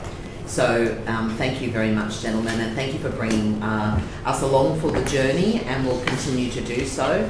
I think that it certainly needs something especially, and I cannot certainly understand how a performance-based planning scheme really can be quite confusing, and a lot of things don't comply, yet, you know, it's great for amenity, it's great for something else. And so I think that making it very clear with the zoning is a great initiative, and thank you to you both. Thank you. All right, we're right to vote. All in favour? Against? One. That's 4. So thank you. We will now go back to item 11.2, which. Is that on the first? No, I Section think it's B. B. Agenda B, Yeah. first page. You've got to convince me yet. Okay, that's all right. So this is the permit for reconfiguring a lot at Vaughan's Road, Adelaide Park. Everyone's on part B. Yep. I'll wait till I get. Yes. Come on, you're They're coming up. Just at 11.2. Thank you. We're right? Oh, all right, I'll pass up to Tammy. Good afternoon, so it's a development application for reconfiguring a lot, one lot into 15 lots at lot 1A, Vaughan's Road, Adelaide Park. So the subject site is 36.88 hectares in area, and it's currently located in the rural zone within the Capricorn Coast Rural Precinct. It fronts both Limestone Creek Road to the south and Vaughan's Road to the east, and the property currently forms a dead end to Vaughan's Road. So the site steadily inclines from Limestone Creek towards the middle of the lot, where it forms the eastern side of the Greater Ridge. Tammy, can you come and point to those areas while you're speaking to them, please? Because you've got colours and lines everywhere. I'll do it. Yeah, Somebody, that would be helpful. Thanks, guys. I mean, I know where it is. I've been there, but... Subject site. It's pretty obvious. So the ridge is So don't be smart. So essentially there's a ridge in the middle of the lot which then slopes down towards the rear. So the overall, like the highest point of the site will be 331 metres AHD. So I don't think you'll need to point to anything else. So there's The no... ridge is something. So there's a... Where's the road reserve in there, Graham? That's Vaughan's Road. Yeah. This is What's relatively. What's going to be the new road reserve? Well, we'll get to that. I'm sure Tammy will get to that. Okay, because they haven't done any bushfire management plan. I'll just continue, if that's okay, Councillor? Yep. So the majority of the vegetation on the site is going to be encompassed within one of 4 covenants. So that totals 28 hectares, which is the equivalent of 75% of the site. So I'll just reiterate that 75% of the vegetation will be retained within covenants. So this is just showing the current zonings of the site and surrounding localities, and just keeping in mind that this whole area, the area to the east is within the Capricorn Coast Rural Precinct, but there is a section along the Vaughan's Road area which is within that Park Residential Precinct. So the site is on the periphery of existing Park Residential estates to the east, some which extend outside of the Park Residential Precinct. So what that indicates is that we have approved Park Residential style lots that were not within the Park Residential Precinct. And zone rural, is that right? That's correct. Yeah. So you can see that the existing Miller's Place, Dirty Court, they are a Park Residential style development, but they are still zoned rural. With about 10 hectares average. No less than that. 4,000 square metres. Yeah, about That's 4. one They're all 1 acre blocks. Yeah, well, that would be classified as, well, it would be treated as a park res. Yeah. So to the west, where it is still zoned rural, most of those lots are between the 10 and 20 hectares. The site's located approximately 3.5 kilometres from the town centre and about 1.5 kilometres from St Brendan's College just for context. So this is the proposal. It does show where the new access will be and the trajectory of the new road, and then also demonstrates that quite a lot of the site is going to be retained within one lot. So the proposal is to subdivide the site into 15 lots, including access and service easement, new road and environmental covenants, and it will be undertaken over 5 stages. Access is from the western end of Vaughan's Road, and the proposed internal road extends north and south to provide access to proposed lots. All existing covenants and easements over the site will be honoured as part of the configuration, with an additional covenant within lots 1 and 2 to the south. Proposed lot 15 encompasses the existing dwelling house and the covenant and the northern balance of the lot. The lots will be serviced by reticulated water supply, and that includes lot 15, which is existing. Tammy, question. Is that why lot 15 doesn't require bushfire management plan, because they're existing? That's correct. So there's already a dwelling house on that site. Yeah, okay. No, that explains that. Thank you. So on to overlays. So the site does have a considerable mapped area of biodiversity. Like I explained before, it does have existing and proposed environmental covenants, which are either retained in full or compensated within the lot design. So yeah, 75% of the site will be protected within covenant areas, which supports the vegetation and wildlife habitat areas to the north and the biodiversity corridor to the south. It's supported by a clearing and revegetation plan, planting schedule, and will require a development permit for operational works for clearing. So the yellow and red colouring up there is scenic amenity, but as that map demonstrates, that scenic amenity area is wholly located within that covenant section of lot 15. So bushfire hazard, so it does have significant bushfire risks. But the significant risk areas are within the proposed or existing covenants, and the lots have been proposed with cleared areas which are either outside of the mapping altogether or only located within buffer areas. While we're there on bushfire, may I ask a question? Thank you, through the chair. Would you, Tammy, explain the medium potential bushfire intensity and the potential impact buffer? What does it mean by potential? There is or there isn't? So with our mapping category, the very dark red is your very high, the red is your high, the yellow is your medium, and then the buffer is the hatching. It's a bit difficult to see. So the buffer is like, it is a buffer to the bushfire hazard. So in some councils, they don't actually trigger applications in a buffer area. We do. But I hope, does that explain? Yeah, okay. I was just thinking of the word used, potential. So maybe that's just the name for it. Yeah, potential means that it has a potential to be bushfire hazardous, but it doesn't. But it's not necessarily identified in the medium, high, or very high. Right. It's obviously a buffer area around bushfire hazard area. Yep. So it's just sort of alerting you that, hey, there's bushfire in this area. This could potentially be a hazardous area, or potentially have a buffer. No, so that buffer, so that is the potential, the bushfire potential impact buffer. So that's just the name of the buffer. Gotcha. It doesn't provide a buffer to bushfire. What it indicates is that there is bushfire nearby. Sure. Tammy, question.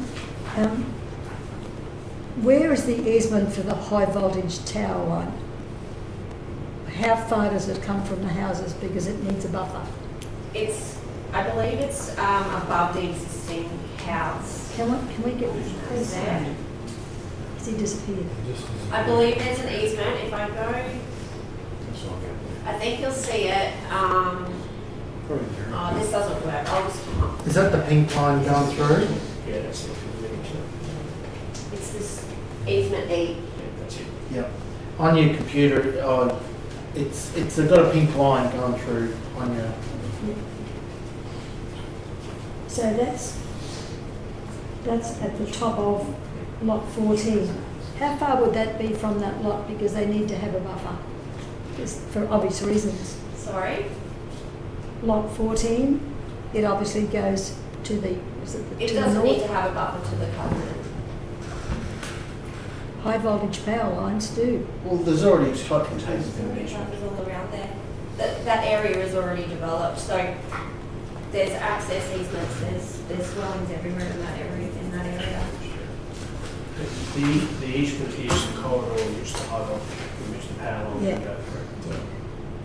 Through the chair, can I just ask a question? Mm-hmm. Tammy, Yeah. the housing That's pretty heavy stuff. that is positioned there on that grid chart, so is the fire, sorry, there we go. Does the fire, you know the fire zone that we had, the big red one, does that all come up? This bit here, that's that, is that right? No, it's the bottom part. That's down. So all that there That's is just a that, magnified version that's a of magnified the of lots. that? Yes. Okay, Yeah. great, and then all the rest was up here, but it wasn't there. Yes. See that? Take it for a drive. Thanks. So the site is also identified with landslide hazard. However, as you can see on the map there, it's located mostly within that covenant to the north. Can I ask a question? Previously on another development that came in, there was a fire hazard issue where they had no other way to get off the block of land. I think there was a quarrel or something like that. Is this is the same sort of situation? They don't have any other way of getting off the block, do they? No, the difference with this is they're actually providing a sealed constructed road. Okay. So each lot will have direct access to a At constructed the top sealed of the hill, road. there's a house up there, isn't there? Yeah. And they are all connected to reticulated water supply. So it's a very different development. Thank you. So the key assessment considerations, so the design of the development is out of character for the intended role of the precinct. However, we do feel that it is in character with what exists on the ground. The viability of the site, so in terms of, I guess, the agricultural or rural viability of the site is fairly reduced, given that, like I already explained, 75% of the site is protected vegetation, and we've got that within covenant, so it really reduces the viability of the site for rural activities.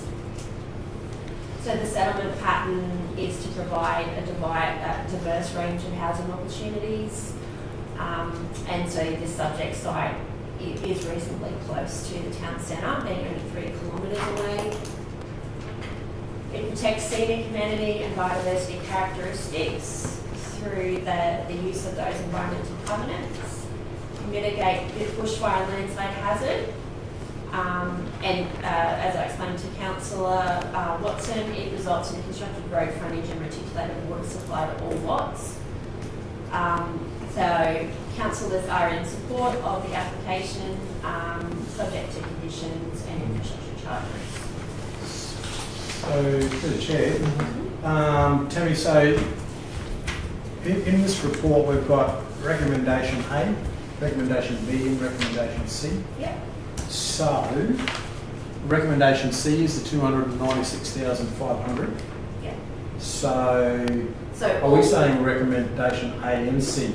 All three. Oh, A, B. And recommendation. Oh, okay. So it's recommendation part A, part B and part C, rather than 3 separate recommendations. It's 3 parts to 1 recommendation.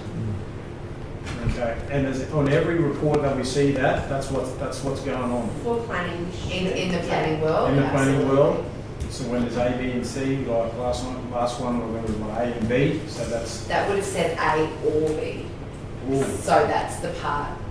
So in this particular instance, the first recommendation is to approve the application.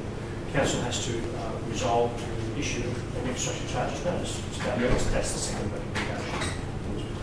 So the reason it's set out that way, because that's statutorily, that's the way we have to do it. Oh, right. Okay. Gotcha. Okay. So look for an or. In where? Well, in any recommendation to see if it's part A, B and C, or it'll say part A or B or C, and that's when you're being asked to choose out of the three, whereas this is saying and B and C. In the ordinary council it will. Okay. When it's all, so when we see it on the screen and it's all together like that, I understand. it will say and or. Okay. Thank you. That's great. Question to Tammy, please. Tammy, is there any indication what the area around this new area is going to look like? Do we have any sort of overall plan for the future there as to what it might become or how it might be enhanced? Does anybody, I mean, I guess they only own that land that's obviously identified, but what happens around, because it's sort of hilly in amongst all that? Just wondering. I really can't answer that question, Councillor. No. I'm not sure. We haven't spoken to any of them. At the moment, it's in the Capricorn and Coast Rural Precinct. It's a possibility that it's a possibility that maybe further development in that immediate Well, there already location. has been further development on a couple of lots to the west. So I think there's 2 lots where we've had 1 into 5 or 1 into 4. Yeah. So we have already supported some subdivisions to the west. Some nice land in there. Anybody that's going to have a look, it's quite pretty in there. Is it backing onto another residential area? No. So it's this property It's is in close essentially proximity. north of the Limestone Creek side. so there's no neighbours. There's no like adjoining There's no rural way- properties. Well, there is to the west, there's one, like 10 hectares. Not yet. There's only one. Yeah. Okay. Then to the east, there's some small 4,000 square metre lots, similar to this proposal. Right. Okay. I guess we still do have to be mindful that those rural lots to the west still have an opportunity and a right to undertake agricultural rural activities. I think in answer to your question, Councillor Baker, as our development footprint mushrooms out, I can use that as an expression because that's sort of what it's doing. These sorts of areas will probably more than likely need to be reconsidered in terms of any scheme review or amendments process. And what are the future aspirations of these areas? I guess it's always good to have infill. It's always good to have a picture as to what it might look like in the future so we can shape it as we go along. And we have a number of these areas that have their own unique characteristics that we need to think about in the future. What does that look like as part of our next planning scheme relation? A very good example of that would be Hidden Valley Road. Thank you. Happy to move, Mr. Chairman. Councillor Mather, moving that. Anyone second? Got Councillor Eastwood. Anyone want to speak for? We'll save yours Just as till a last. mover, Mr. Chairman, now I've been through it and there are some there that do not comply, but they've obviously been conditioned to apply, and I'm happy that they've been addressed fairly well, and look forward to the next chapter of this area because it's a very prime area, and I think we need to not let it go unnoticed as far as quality development goes. So I'm happy, Tammy, thank you. Anyone speaking against? Anyone else want to speak for? It is a prime area, Mr. Chair, and I believe that this areas like this with the TLPI that we were talking about before would make a lot of difference in relation to applications. But, I'm happy to support this as we move forward. Anyone else want to speak for? We'd like to go to the vote. Everyone for? That's unanimous. Thank you. Next one is 11.3. Is that you again? I'll just get to it, which is for a material change of use for multiple dwellings at Fountain Street, Emmy Park. I'll pass it over. So councillors, this is the Anglicare development application that they were required to undertake in conjunction with the gifting of 99 to 115 Down Street. So the site is 15,730 square metres in area, and it's located in the low density residential zone in the park. The site has a dual frontage to Morris Street and Fountain Street, however only Morris Street is a constructed road. The site is vacant and has a slight slope of 5% to the southwest. The site is located within the local government infrastructure area and can connect to all infrastructure. So the site, or the locality, is characterised by residential uses, predominantly single dwelling houses on lot. The site is well connected to the Emu Park Town Centre, Childcare Centre, sports and community facilities, and is only 300 metres from the Emu Park State Primary School. So the proposal is for multiple dwellings consisting of 26 dwellings, communal outdoor recreation area, private internal road and on-site parking, all on a single lot. Vehicle access is from Morris Street with a pedestrian path located to the south of the site. The development demonstrates parking to accommodate up to 49 spaces, so that equates to 26 carports, 3 guest parks, and opportunity for tandem parking at 20 of the driveway areas. It includes 965 square metres of stormwater retention basin at the southwest of the site. So there's just the floor plan and the elevations here. So they're prefabricated 2-bedroom dwellings with private yard space and a carport for each site. So the key assessment considerations. So the development slightly exceeded the low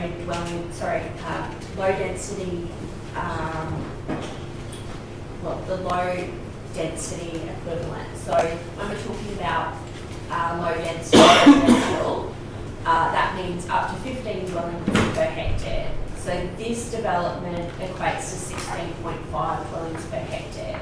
So technically it equates to a low medium type of residential development. However, the way that it's cited on the property, it's not considered to be an overdevelopment. Just with their design practices and allowing yard space, communal areas. The development will connect to articulated infrastructure. It's centrally located close to schools, childcare, shops and services. It presents as a gated community and provides community housing specifically catered to contribute to community housing needs managed through Anglicare.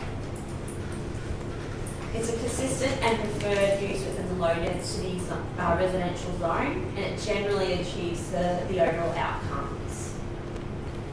It provides long-term stay of residents, is designed at an appropriate density, and is designed to be consistent with the character of the residential neighbourhood, the character of the zone, and other uses in the immediate area. Officers are supportive of the application.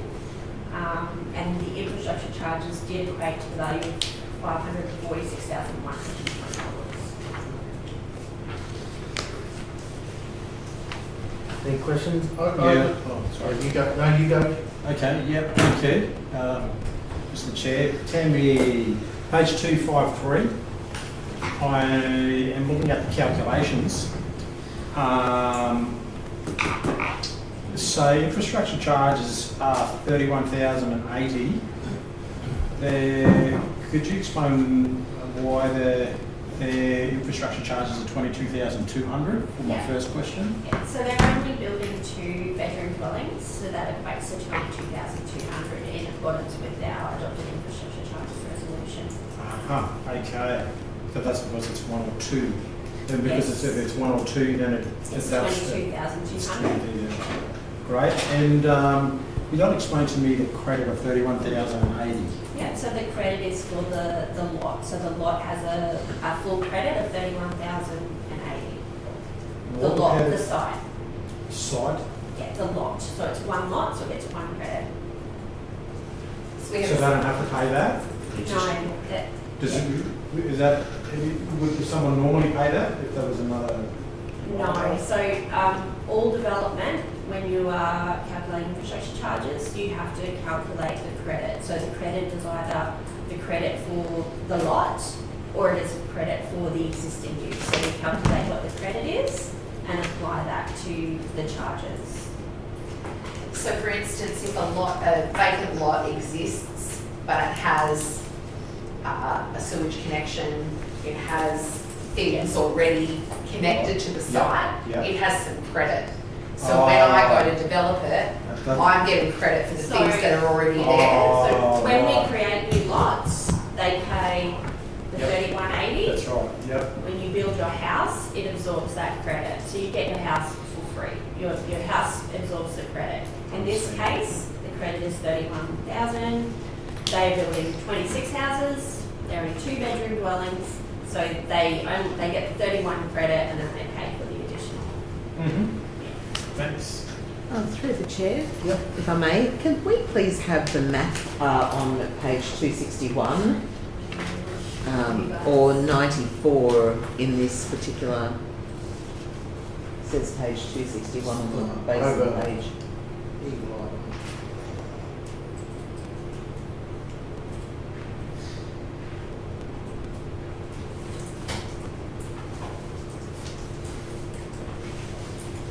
That's it, thank you.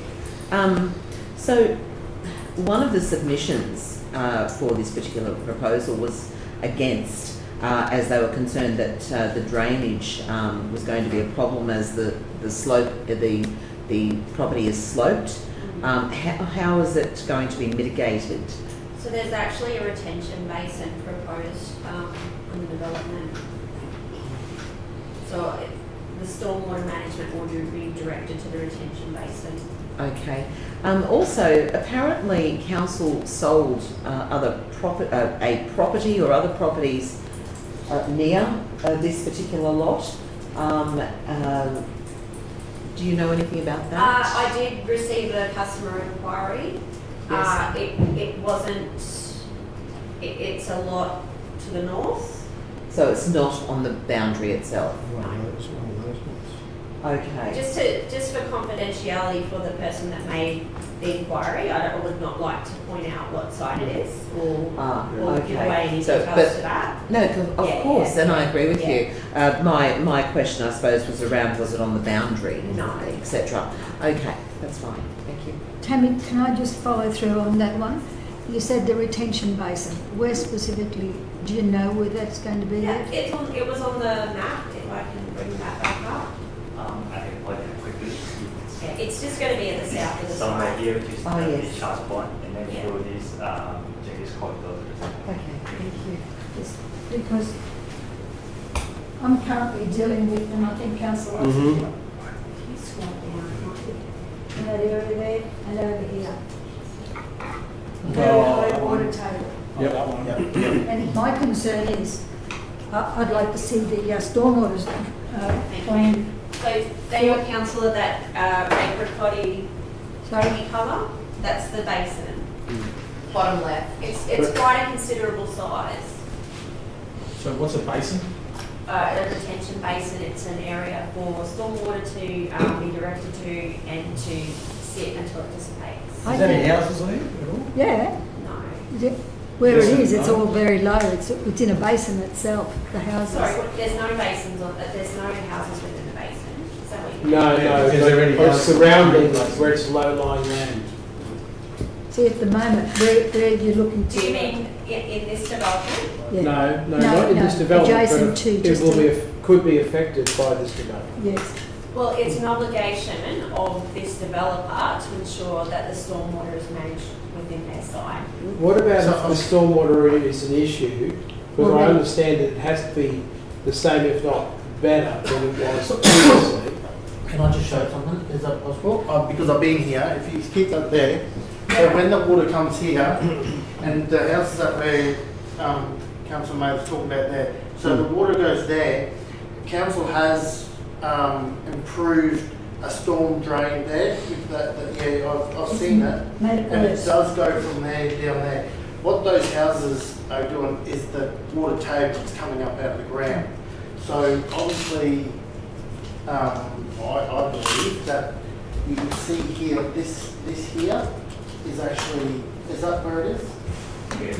Yeah. So this here, they've got that's a raised bit, and the water there, that's like a dugout storm. Similar to a spoon So drain. this is where they're talking about, and this here goes to a storm where it is dug out. So I just thought So where the water is just thought I'd going, let you know that. I think we need to look a little more closely at that because it's already in dire straits as far as drainage goes. So in saying that through the chair, Tammy, with that particular drain that they're proposing, would that help mitigate any further? It's only their responsibility to manage their own stormwater. It's not their responsibility to fix an existing issue. So I don't believe, Alan, I don't believe that it would contribute to the leaving it. Well, if it's going to have a detention basin. Sorry. Yeah, maybe. I mean, so what they're trying to do is to define a detention basin here to mitigate the extra stormwater being induced due to they change the impervious of site from a lawn to concrete, and here's a lower quantity charge, and therefore there's drainage corridor down there.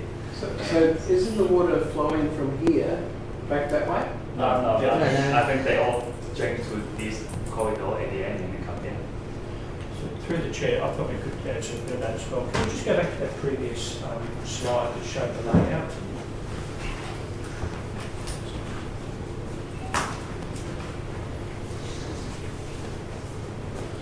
We should have put glasses, shouldn't we? That one there, yes. Have you been down? Have you had a look? So currently, all the water flows from the north direction to the south and westerly direction. Okay, so it all comes there. There is no development on this side at the moment. So whatever falls on this land goes in that direction.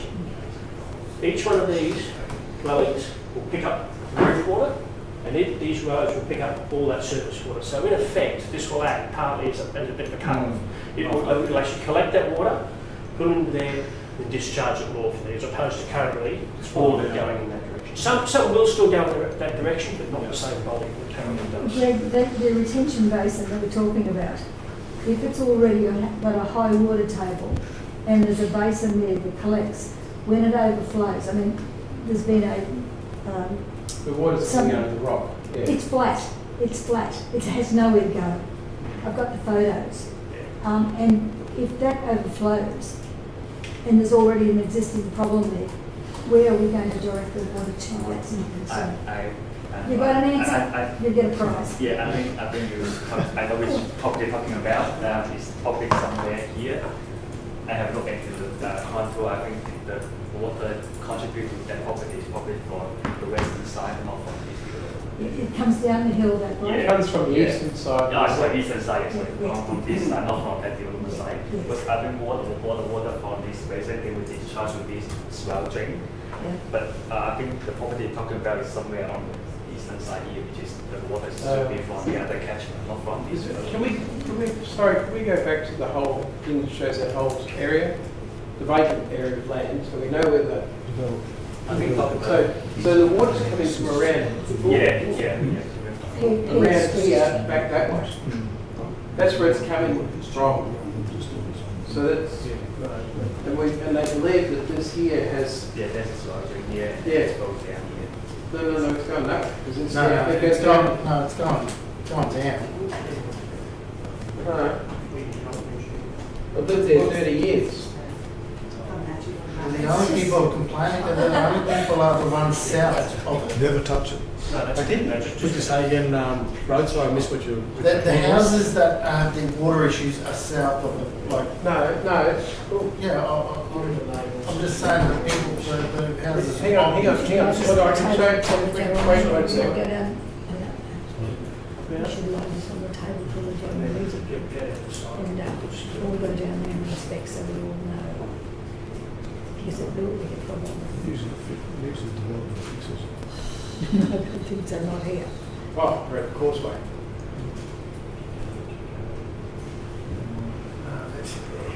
I don't have a problem with it. I'm happy to move. Yep. I'm happy to second. Just happy. I'm always happy. Yeah. So, try to work it. Do not touch the screen. No, I'm not touching the screen. So that's the house we're talking about, Glenda and I, in particular. Yep. Right. The water's coming from the hill here, Yeah. through there. And then it's supposed to flow through here and then somehow end up back at the airstrip. But the houses that I've seen, it's not the water flow that's the problem. It's the water coming from the ground. It's coming out of the rocks. They're contributing But the factors. thing is, when it gets to about here, the area is dead flat. And I've actually talked with a woman, tried to get a spoon drain put there and there, and she's been speaking to her, I think it might have been yourself, with the webbing stuff that they dug across the yard, so it soaks up the water, Yeah, and then so- disperses it out to this side of the block, so that it can go through there and then somehow back this way. Hmm? I think that's No, that's the one here. number 3. Yeah. Park Street. Oh! Park Street is the Okay, one. I thought that might have been Catchment a more issue. recent thing, but yeah, it's that one there, sorry. The catchment structure from here, not from the... Yeah, sorry, but that's what the things we're getting at, but... It's flat. And Yeah, if it's you've got a detention basin that's already got 2 houses there that's inundated with water, and they've got nowhere, and that the drain that was put in there, it's made it worse, the people say. That's when Michael was going to check it out. Yeah. I'll just so Mr. Chairman, you're saying you've been there for a while, Councillor Watson. So if you're correct, then it shouldn't affect those houses on Park Street because it's going that direction. It does, because it's the lowest Well, point. but Alan said the water's coming back as well. Alright. All I know is we've got an area there, and there's another house on the other side. Which one's the one with the photos of the mould going up the walls? Where's that? I can't remember exactly where it is. Yeah, that's number 60, wasn't it? 60. What street? Clay Street. No, well, she's called them Clay Street, but she's in the middle of the triangle. Mr. Chair. We're just going to be careful with specific addresses. Yes, We yes, are on yes. live stream. Mr. Chair, through you, I have a question. Yes. So we've learned that the water comes down that way, as Alan's pointed out. Councillor Watson said that triangular area down the bottom, the water goes through there and back up.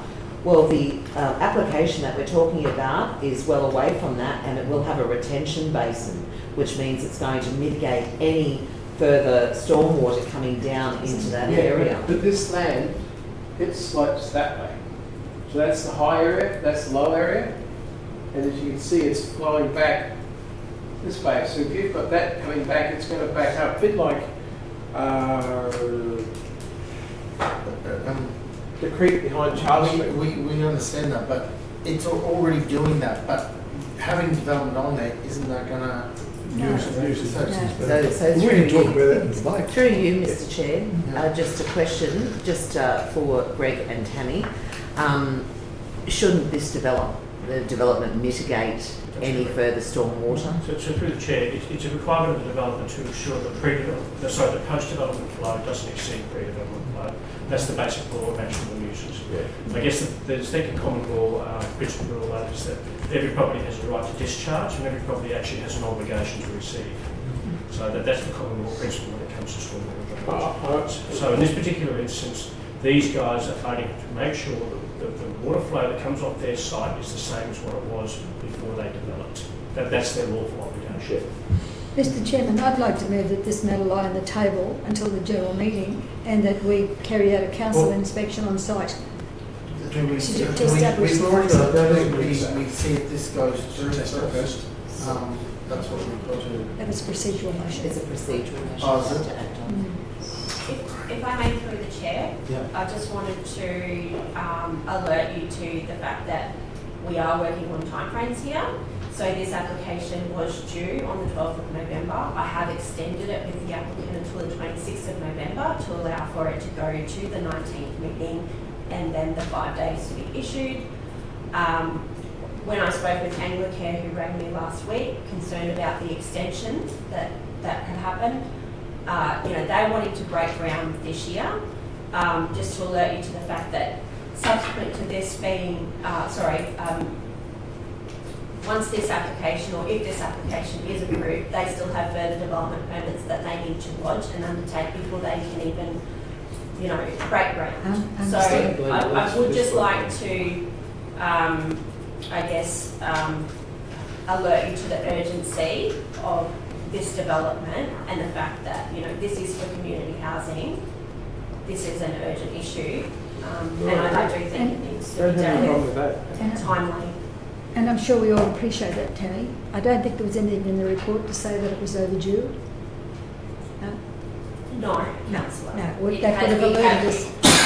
It has been extended by agreement. Yes, and that's what we do. We do that, and we appreciate the time limits to get these things done. We appreciate that, and the need for the housing too. But I also recognise the need for us to be sure that what we're approving or hope to approve is not going to be adversely impacting on somebody where we didn't foresee the possibilities. That's what I'm saying. Mr. Chair, through you, my understanding, please correct me if I'm wrong, Councillor Mather has noted a procedural motion that must be dealt with. Okay. So you're moving to lay this on the table? Until the general meeting and the council table. And do we have to vote on that? Yes. Yes. And the council table meet on site in the meantime, and the officer ask the applicant if they would be prepared to extend it to that date. Okay, well, we can obviously go to a vote for Let's that. go for a vote. Obviously, you need a mover and seconder for that? I'll move it. Just the mover. Just the mover. All right, so what have you got? Procedural motion to lay on table until next council meeting, on-site meeting, move. So to be arranged in the interim, and officers seek an further extension of time to that date by the applicant. Further extension to. We may not need it. To a decision. So, You've got the decision. You've got an extension to what date now? The 26th of November. Oh, we'll have it done by then. So, Mr. Chairman, if I may, with Councillor Mather's, approval, procedural motion to lay on the table until the 19th of November council meeting to make it so it's actually it will be lifted from the table on the 19th of November. We're still within the timelines, but really what Councillor Mather is wanting is that the councillors may have an on-site meeting in the interim before the next council meeting. Well, whatever the meeting, what's the meeting date? The 19th. Well, that's the date we need to meet on. That's yes. Happy with that. Yep. Right, everyone understand the proposed procedural motion? Okay, so got Councillor Mather who's moved it. All in favour of that? All against? That's not gone through. It's lost. Lost. So we'll go back to the original one. I'm happy to move the original. Councillor Mather seconding that. Got Councillor Watson seconding that. Fulcon. Honestly. It's late in the day. It's late in the day. It's late in the day. So now do we Mr. Chair. Councillors, this application meets all the relative outcomes that it needs to, and it's the reason council made this parcel of land available to the applicant. We can't complain about the lack of housing, whether social or otherwise, if we don't approve the same if it meets all the critical assessments. And I just urge councillors to vote for this one now. Okay, anyone speaking against? Yes, Mr. Yep. I don't have difficulties making hard decisions. I do, however, have had a fair bit of experience with water problems over the years. And I can see this one coming up if we don't do it with kid gloves. Because I don't have a problem with this development at all. We're turning vacant land into housing land, which we need. but I won't be pushed into making a decision for housing at the expense of people who are going to suffer as a result of it. It's as simple as that. And I want to be very sure, that's all it is, to be very sure that whatever we approve, it's not going to impact adversely on these people. Now, knowing the lay of the land, knowing what water is already there, knowing what the water table's like, and knowing the photos I've got to show, to prove exactly what these people are currently dealing with, I have grave concerns, and I want to be very sure that when my decision is made, it's going to be protecting all parties. Thank you. Anyone else speaking for? Yes. Yeah, I'd like to.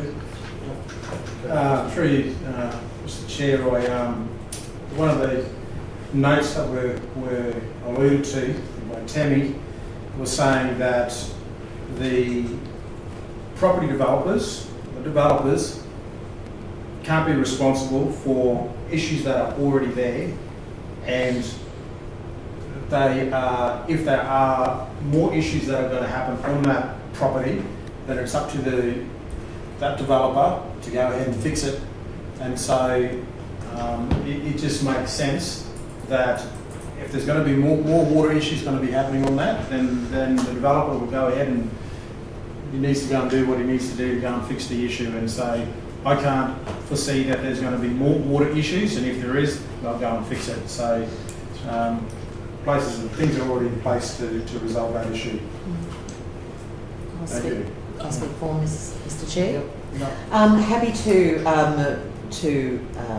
back Councillor Mather on the procedural motion, because it was only just to lay on the table until the next meeting so that we could have an on-site meeting. However, according to Mr. Abbott's, the retention basin will actually mitigate any flow of water from that particular development. And as Councillor Walkman said, it's not up to that particular developer to actually mitigate other people's storm water, but this particular retention basin, I believe, will help mitigate any water. And today we're actually voting to send it through to the next meeting anyway, so I will back this also. But I think it's really important, councillors, that we as a collective listen to what Councillor Mather has to say, because she has a world of experience, and really all she was asking was just to have an on-site meeting, which I think I'll go there anyway. Thank you very much. So I'd like to speak for it. We really do need this development to go ahead. But what I would like to ask is if we could organise a meeting where we all do go out and have a look. Not to slow this process, but to go and actually have a look at this issue. I do believe, I won't speak on air about certain parts, but we do need to look at it, and Emu Park does have major issues with drainage everywhere. And I just wouldn't like that to come at, to be exasperated. But I will be voting for this, but I would like us to all meet out there to have a look at this issue that's there, so we understand what it is we're looking at. Thank you. All right. Just lastly, I definitely, I will say as well, I'll be voting for this.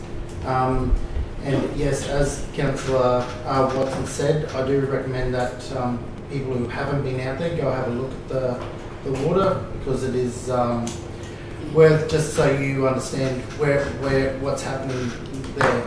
But I do believe that moving with this, I do believe they're putting things in place that will, I don't think it'll affect it, make it any worse. So I'll be voting for it. So yeah.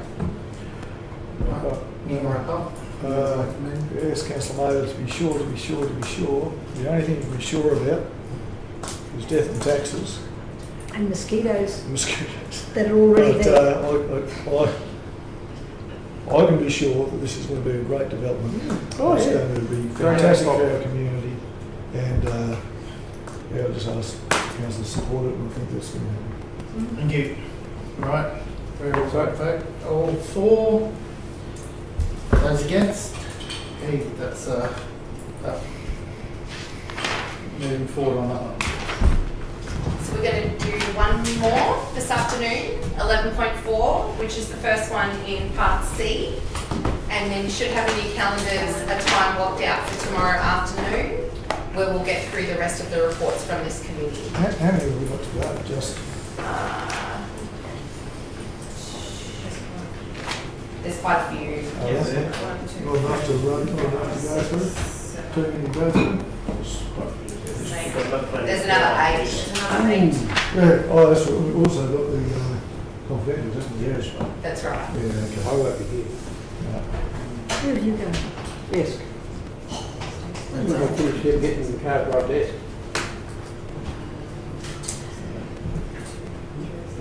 So we're at 11.4, everyone. My computer's frozen. Probably the temperature of the air conditioner. Won't even turn off. Turn back on. Welcome, Declan. Trying my best.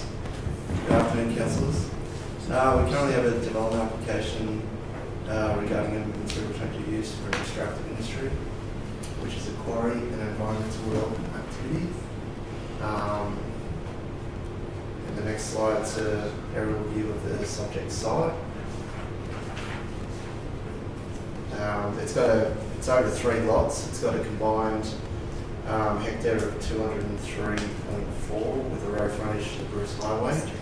The site's mapped within the local and state vegetation mapping. It's rural zone currently, and it's also got an existing operation for a quarry on site to the west of where this proposal is, and predominantly surrounded by rural uses. It's outside the priority infrastructure area. In the next slide, we have a locality plan just showing the surrounding and that location where that is in the region. The site's bound by the North Coast Rail Line and the Bruce Highway to the southwest, rural land to the west, northwest and north, with Mount Enter Caves, Park, going to the south, northeast.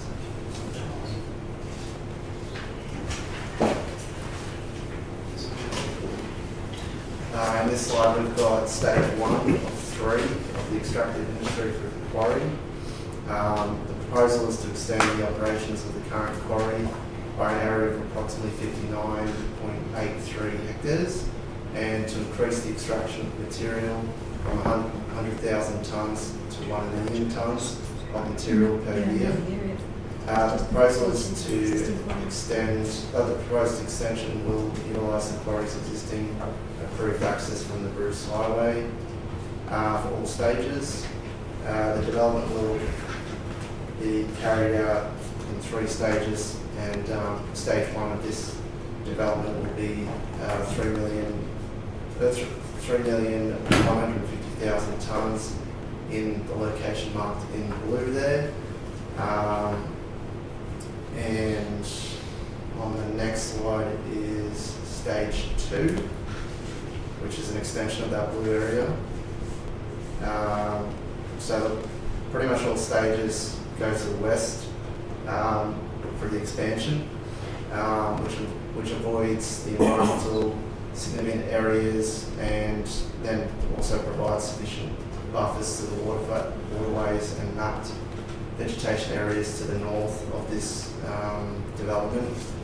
Stage 2 volume includes 6,700,000 tonnes in this extended location in blue to the left of that. And then in stage 3, which is the final stage, is that area further to the left, which is west of the stage 1 and 2. In this stage, the volume includes 3,200,000 tonnes to the west of the site, and these are just some of the key considerations as part of the assessment. One thing to note is the quarry management plan will restrict on-site operations, and operational hours will be carried out in accordance with the plan itself. Some of these things include controlled blasting, extraction of material, crushing, screening of material, stockpiling on site, and transportation from the site. So in summary, officers can support the development based on the site zoning, overlays, and that is complying with the strategic framework and the relevant codes of the planning scheme. In addition to this, the concerns raised during public notification have been justified or conditioned to development.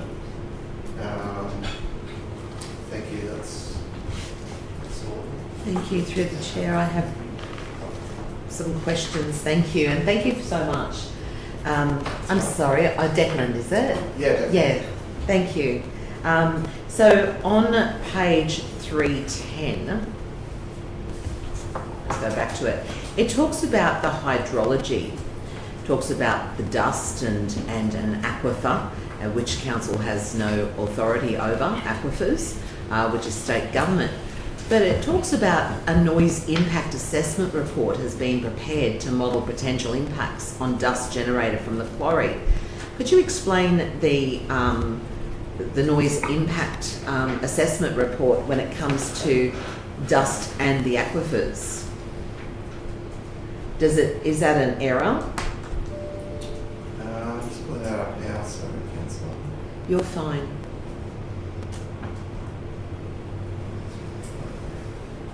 And this is in the public This notification? is, page 310 at the base of the page. Yep. On the side it says, under this particular one, it's 17.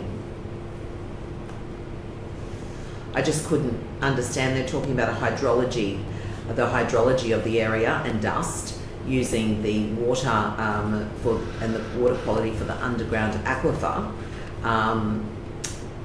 And then it talks about a noise impact assessment report, and I couldn't see the correlation between noise impact and the hydrology.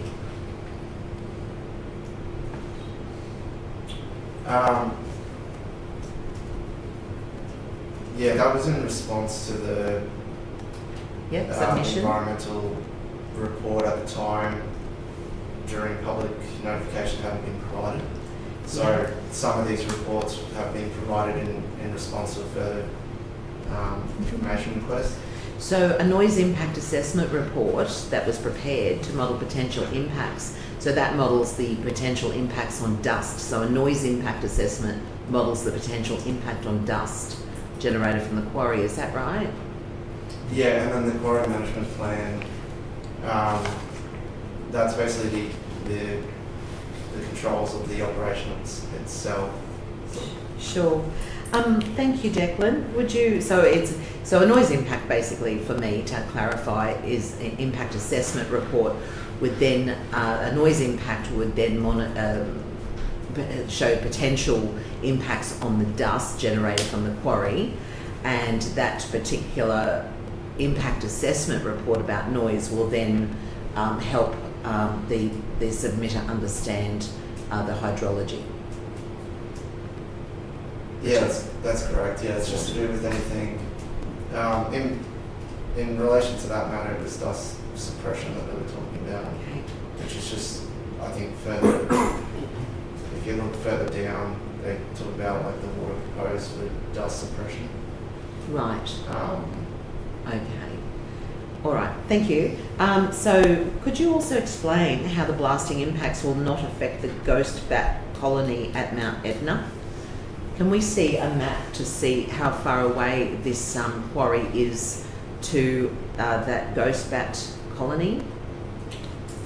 We should be able to get up the aerial view, but the ghost bats are actually regulated by the state, so it's not an assessment benchmark as part of this application to consider.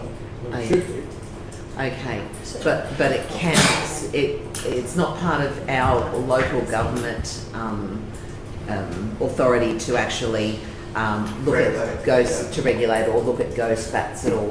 But in other applications, we look at the impact on habitat, on wildlife corridors. Yeah, so part of that was the actual amended location for stage 1, 2 and 3 has been moved so it doesn't impact any of the local state controlled vegetation. Sure. Can we still see a map to see how far away that is from the Backs actual... on the Etna Creek, Etna, Mount Etna. So that's where the quarry is, where the blue thing is. And where's the caves at Mount Etna? I think it's that green It's spot. northeast, I think. There. It's in that very shape block. Is it not that bit there? Is it that bit there? Pretty sure it is. Where's the depot? Show me where the depot is, and you'll get to the areas. Where's the depot? No, I think that's the hiking trail. Right, and the transfer station sits beside the depot. Where's the transfer station? Here's Green.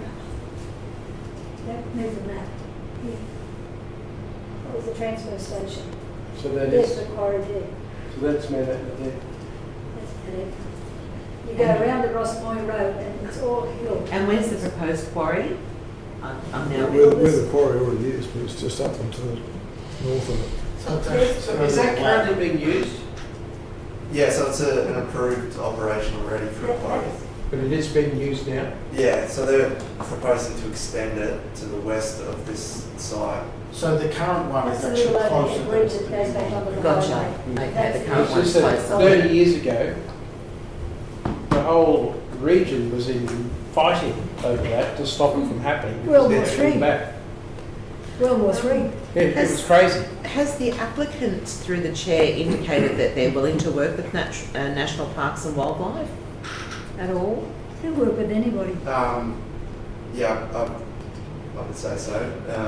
But what they've done is provided that quarry management plan, which essentially restricts and controls the operation of the expansion. Sure. So that's an approved document as part of this proposal, if it was to be approved at a council meeting.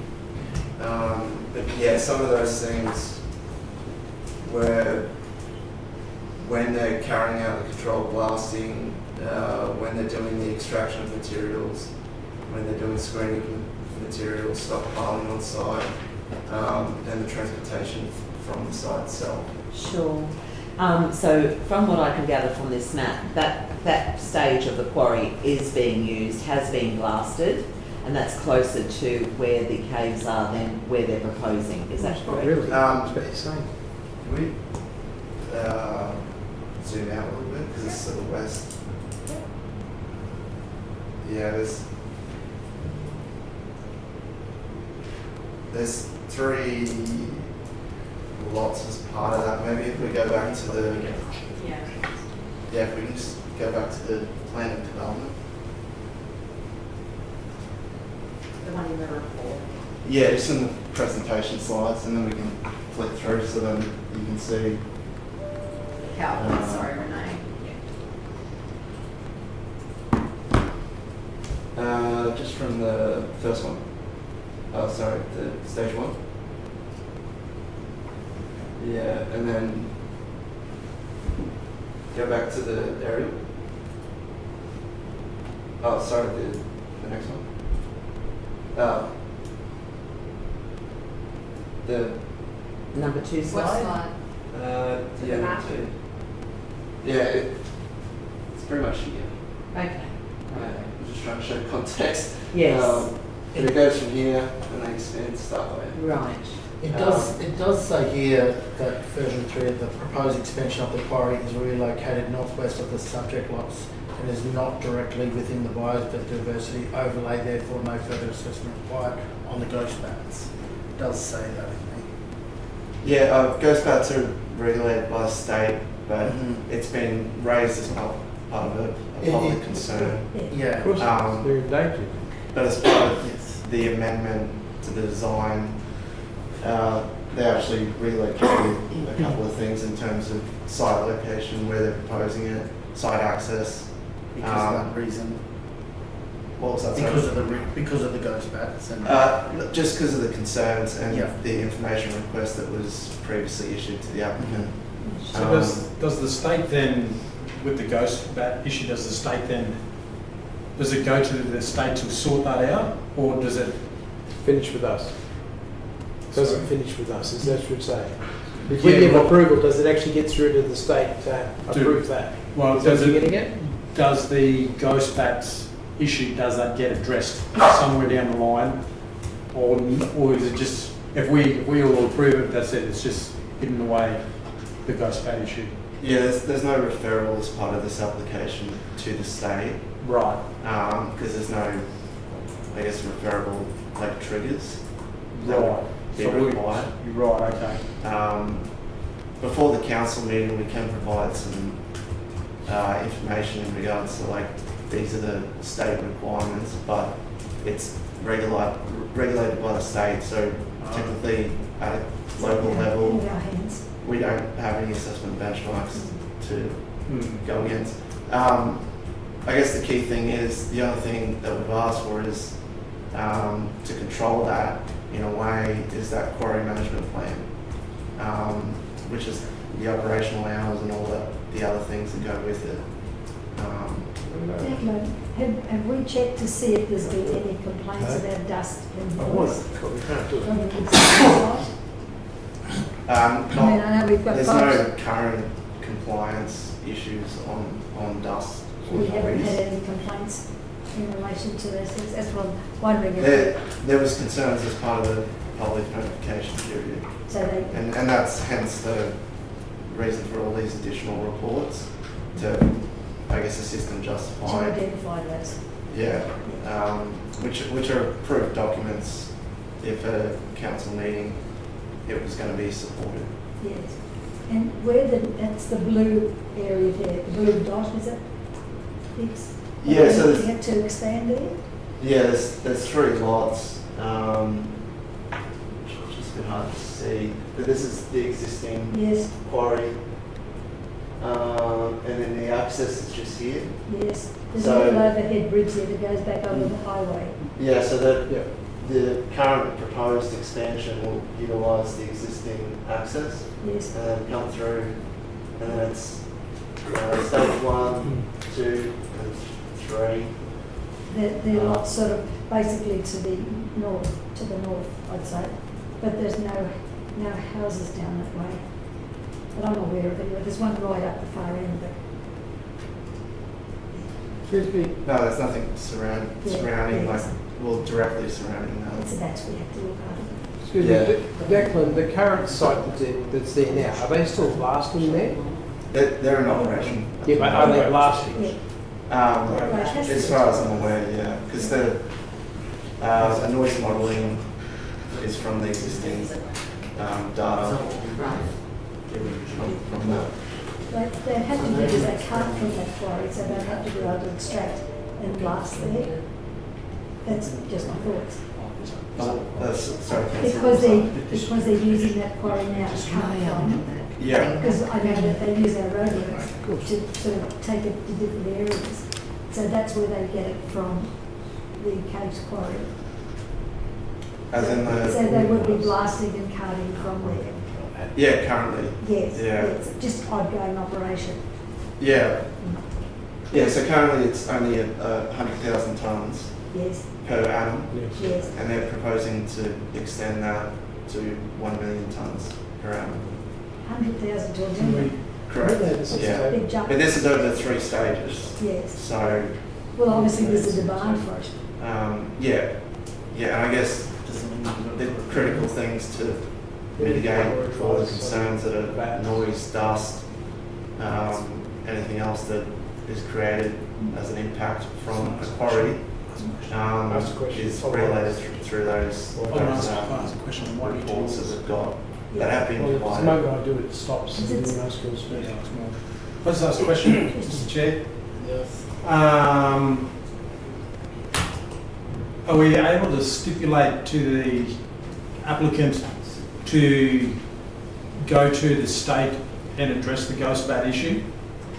We can't enforce that. Can we? What I would say, just for context, is Mount Etna is a national park. What was that? Mount Etna Mount Etna, yeah. is a national park, so is currently managed by the Department of National Parks. so we could seek information and further advice from that department. This process that has, that has just been through the planning process didn't require that trigger, didn't require referral to the state for that particular matter. Is that because of the distance it was No. from it? Because it didn't trigger any of the mechanisms that require a referral to the state. But It may I wasn't. lay this on the table? I just know that when I first started working in Morning Bolton, there was massive protests about the Bentley bats and everything. The bend I wing was talking about the morning. The bend. I wasn't ready. Not the You're moving look, a could I move procedural it- motion? Just so we can get some more information, that's all it is. I actually want this to go ahead, but I'd like that information so we know what we're doing, so we're not causing other issues. The ghost bats were the problem at the time, it's the bent wing bats. It's the bent wings I'm talking about. But bent wing bats are 80% of the bent wing bats that are still alive are here in the country, and that's the thing. We can't jeopardise that. So you're moving that motion, Yes, Councillor please. Watson? Yes. So what's the motion? To lay it on the to lay it on table? the table pending more information from what is it, QPWS? Yes. To do with the national park there, to find out if there is any issues with that and if they're comfortable or not. Because I think it's very important that we watch out for the And bats. probably to further that, with, we know one quarry is in operation, and it seems like it's not affecting the bats, but probably we're on that as well. Okay, you've got 2 quarries that's operating, so you've got double what's there. Is there any other impact? Just got to make sure, that's all it is. I don't want to stop the quarry from happening. I have no intention of that, it's just simply more information. So we'll test that motion. Yep. We're All right. You're obviously moving it. Yes. And lay the matter on the table. Further information from QPWS regarding ghost bats or what? Thank Councillor. I would go back. Moved. Okay. Are we all in favour of this procedural motion? All in favour? Councillor, yes. That's anyone against? One. So, yep, we're laying that on the table. I'll do that. And Yeah, so that one up. So, I raised one with you that it hasn't been discussed here, it may not be relevant, but I think it is. On the map there, which has been taken down now, there's a Spinifex quarry as you go around that big curve around. Yeah. Spinifex quarry. It was closed down because of asbestos. And I'm just wondering whether we've done any testing to see whether because all those hills are full of serpentine. That would be a query for, that's right, the Spinifex quarry that used to be in the same area. He wouldn't know about that. Well, we can. We used to extract from that for our roads, and then it was brought to my attention back in those early days that he believed that they were actually dealing with asbestos. So by the time we hauled in everybody from Western Australia to do the testing, it was closed down. That was a different part, but it's all those hills are known to contain it. Close meeting. And resume tomorrow. what time? Midday. We're not closing the meeting. Midday. We're not closing the meeting. They're postponing it? No, deferring. Or deferring it? Deferring the meeting. Deferring the meeting. We need someone to move that? Yes. Yeah, I'll move it. You'll move it, and you'll have to second it? Councillor Mayer? Sorry. All in Sorry. favour? Sorry. That's unanimous. So tomorrow at midday, we'll finish the balance of the agenda.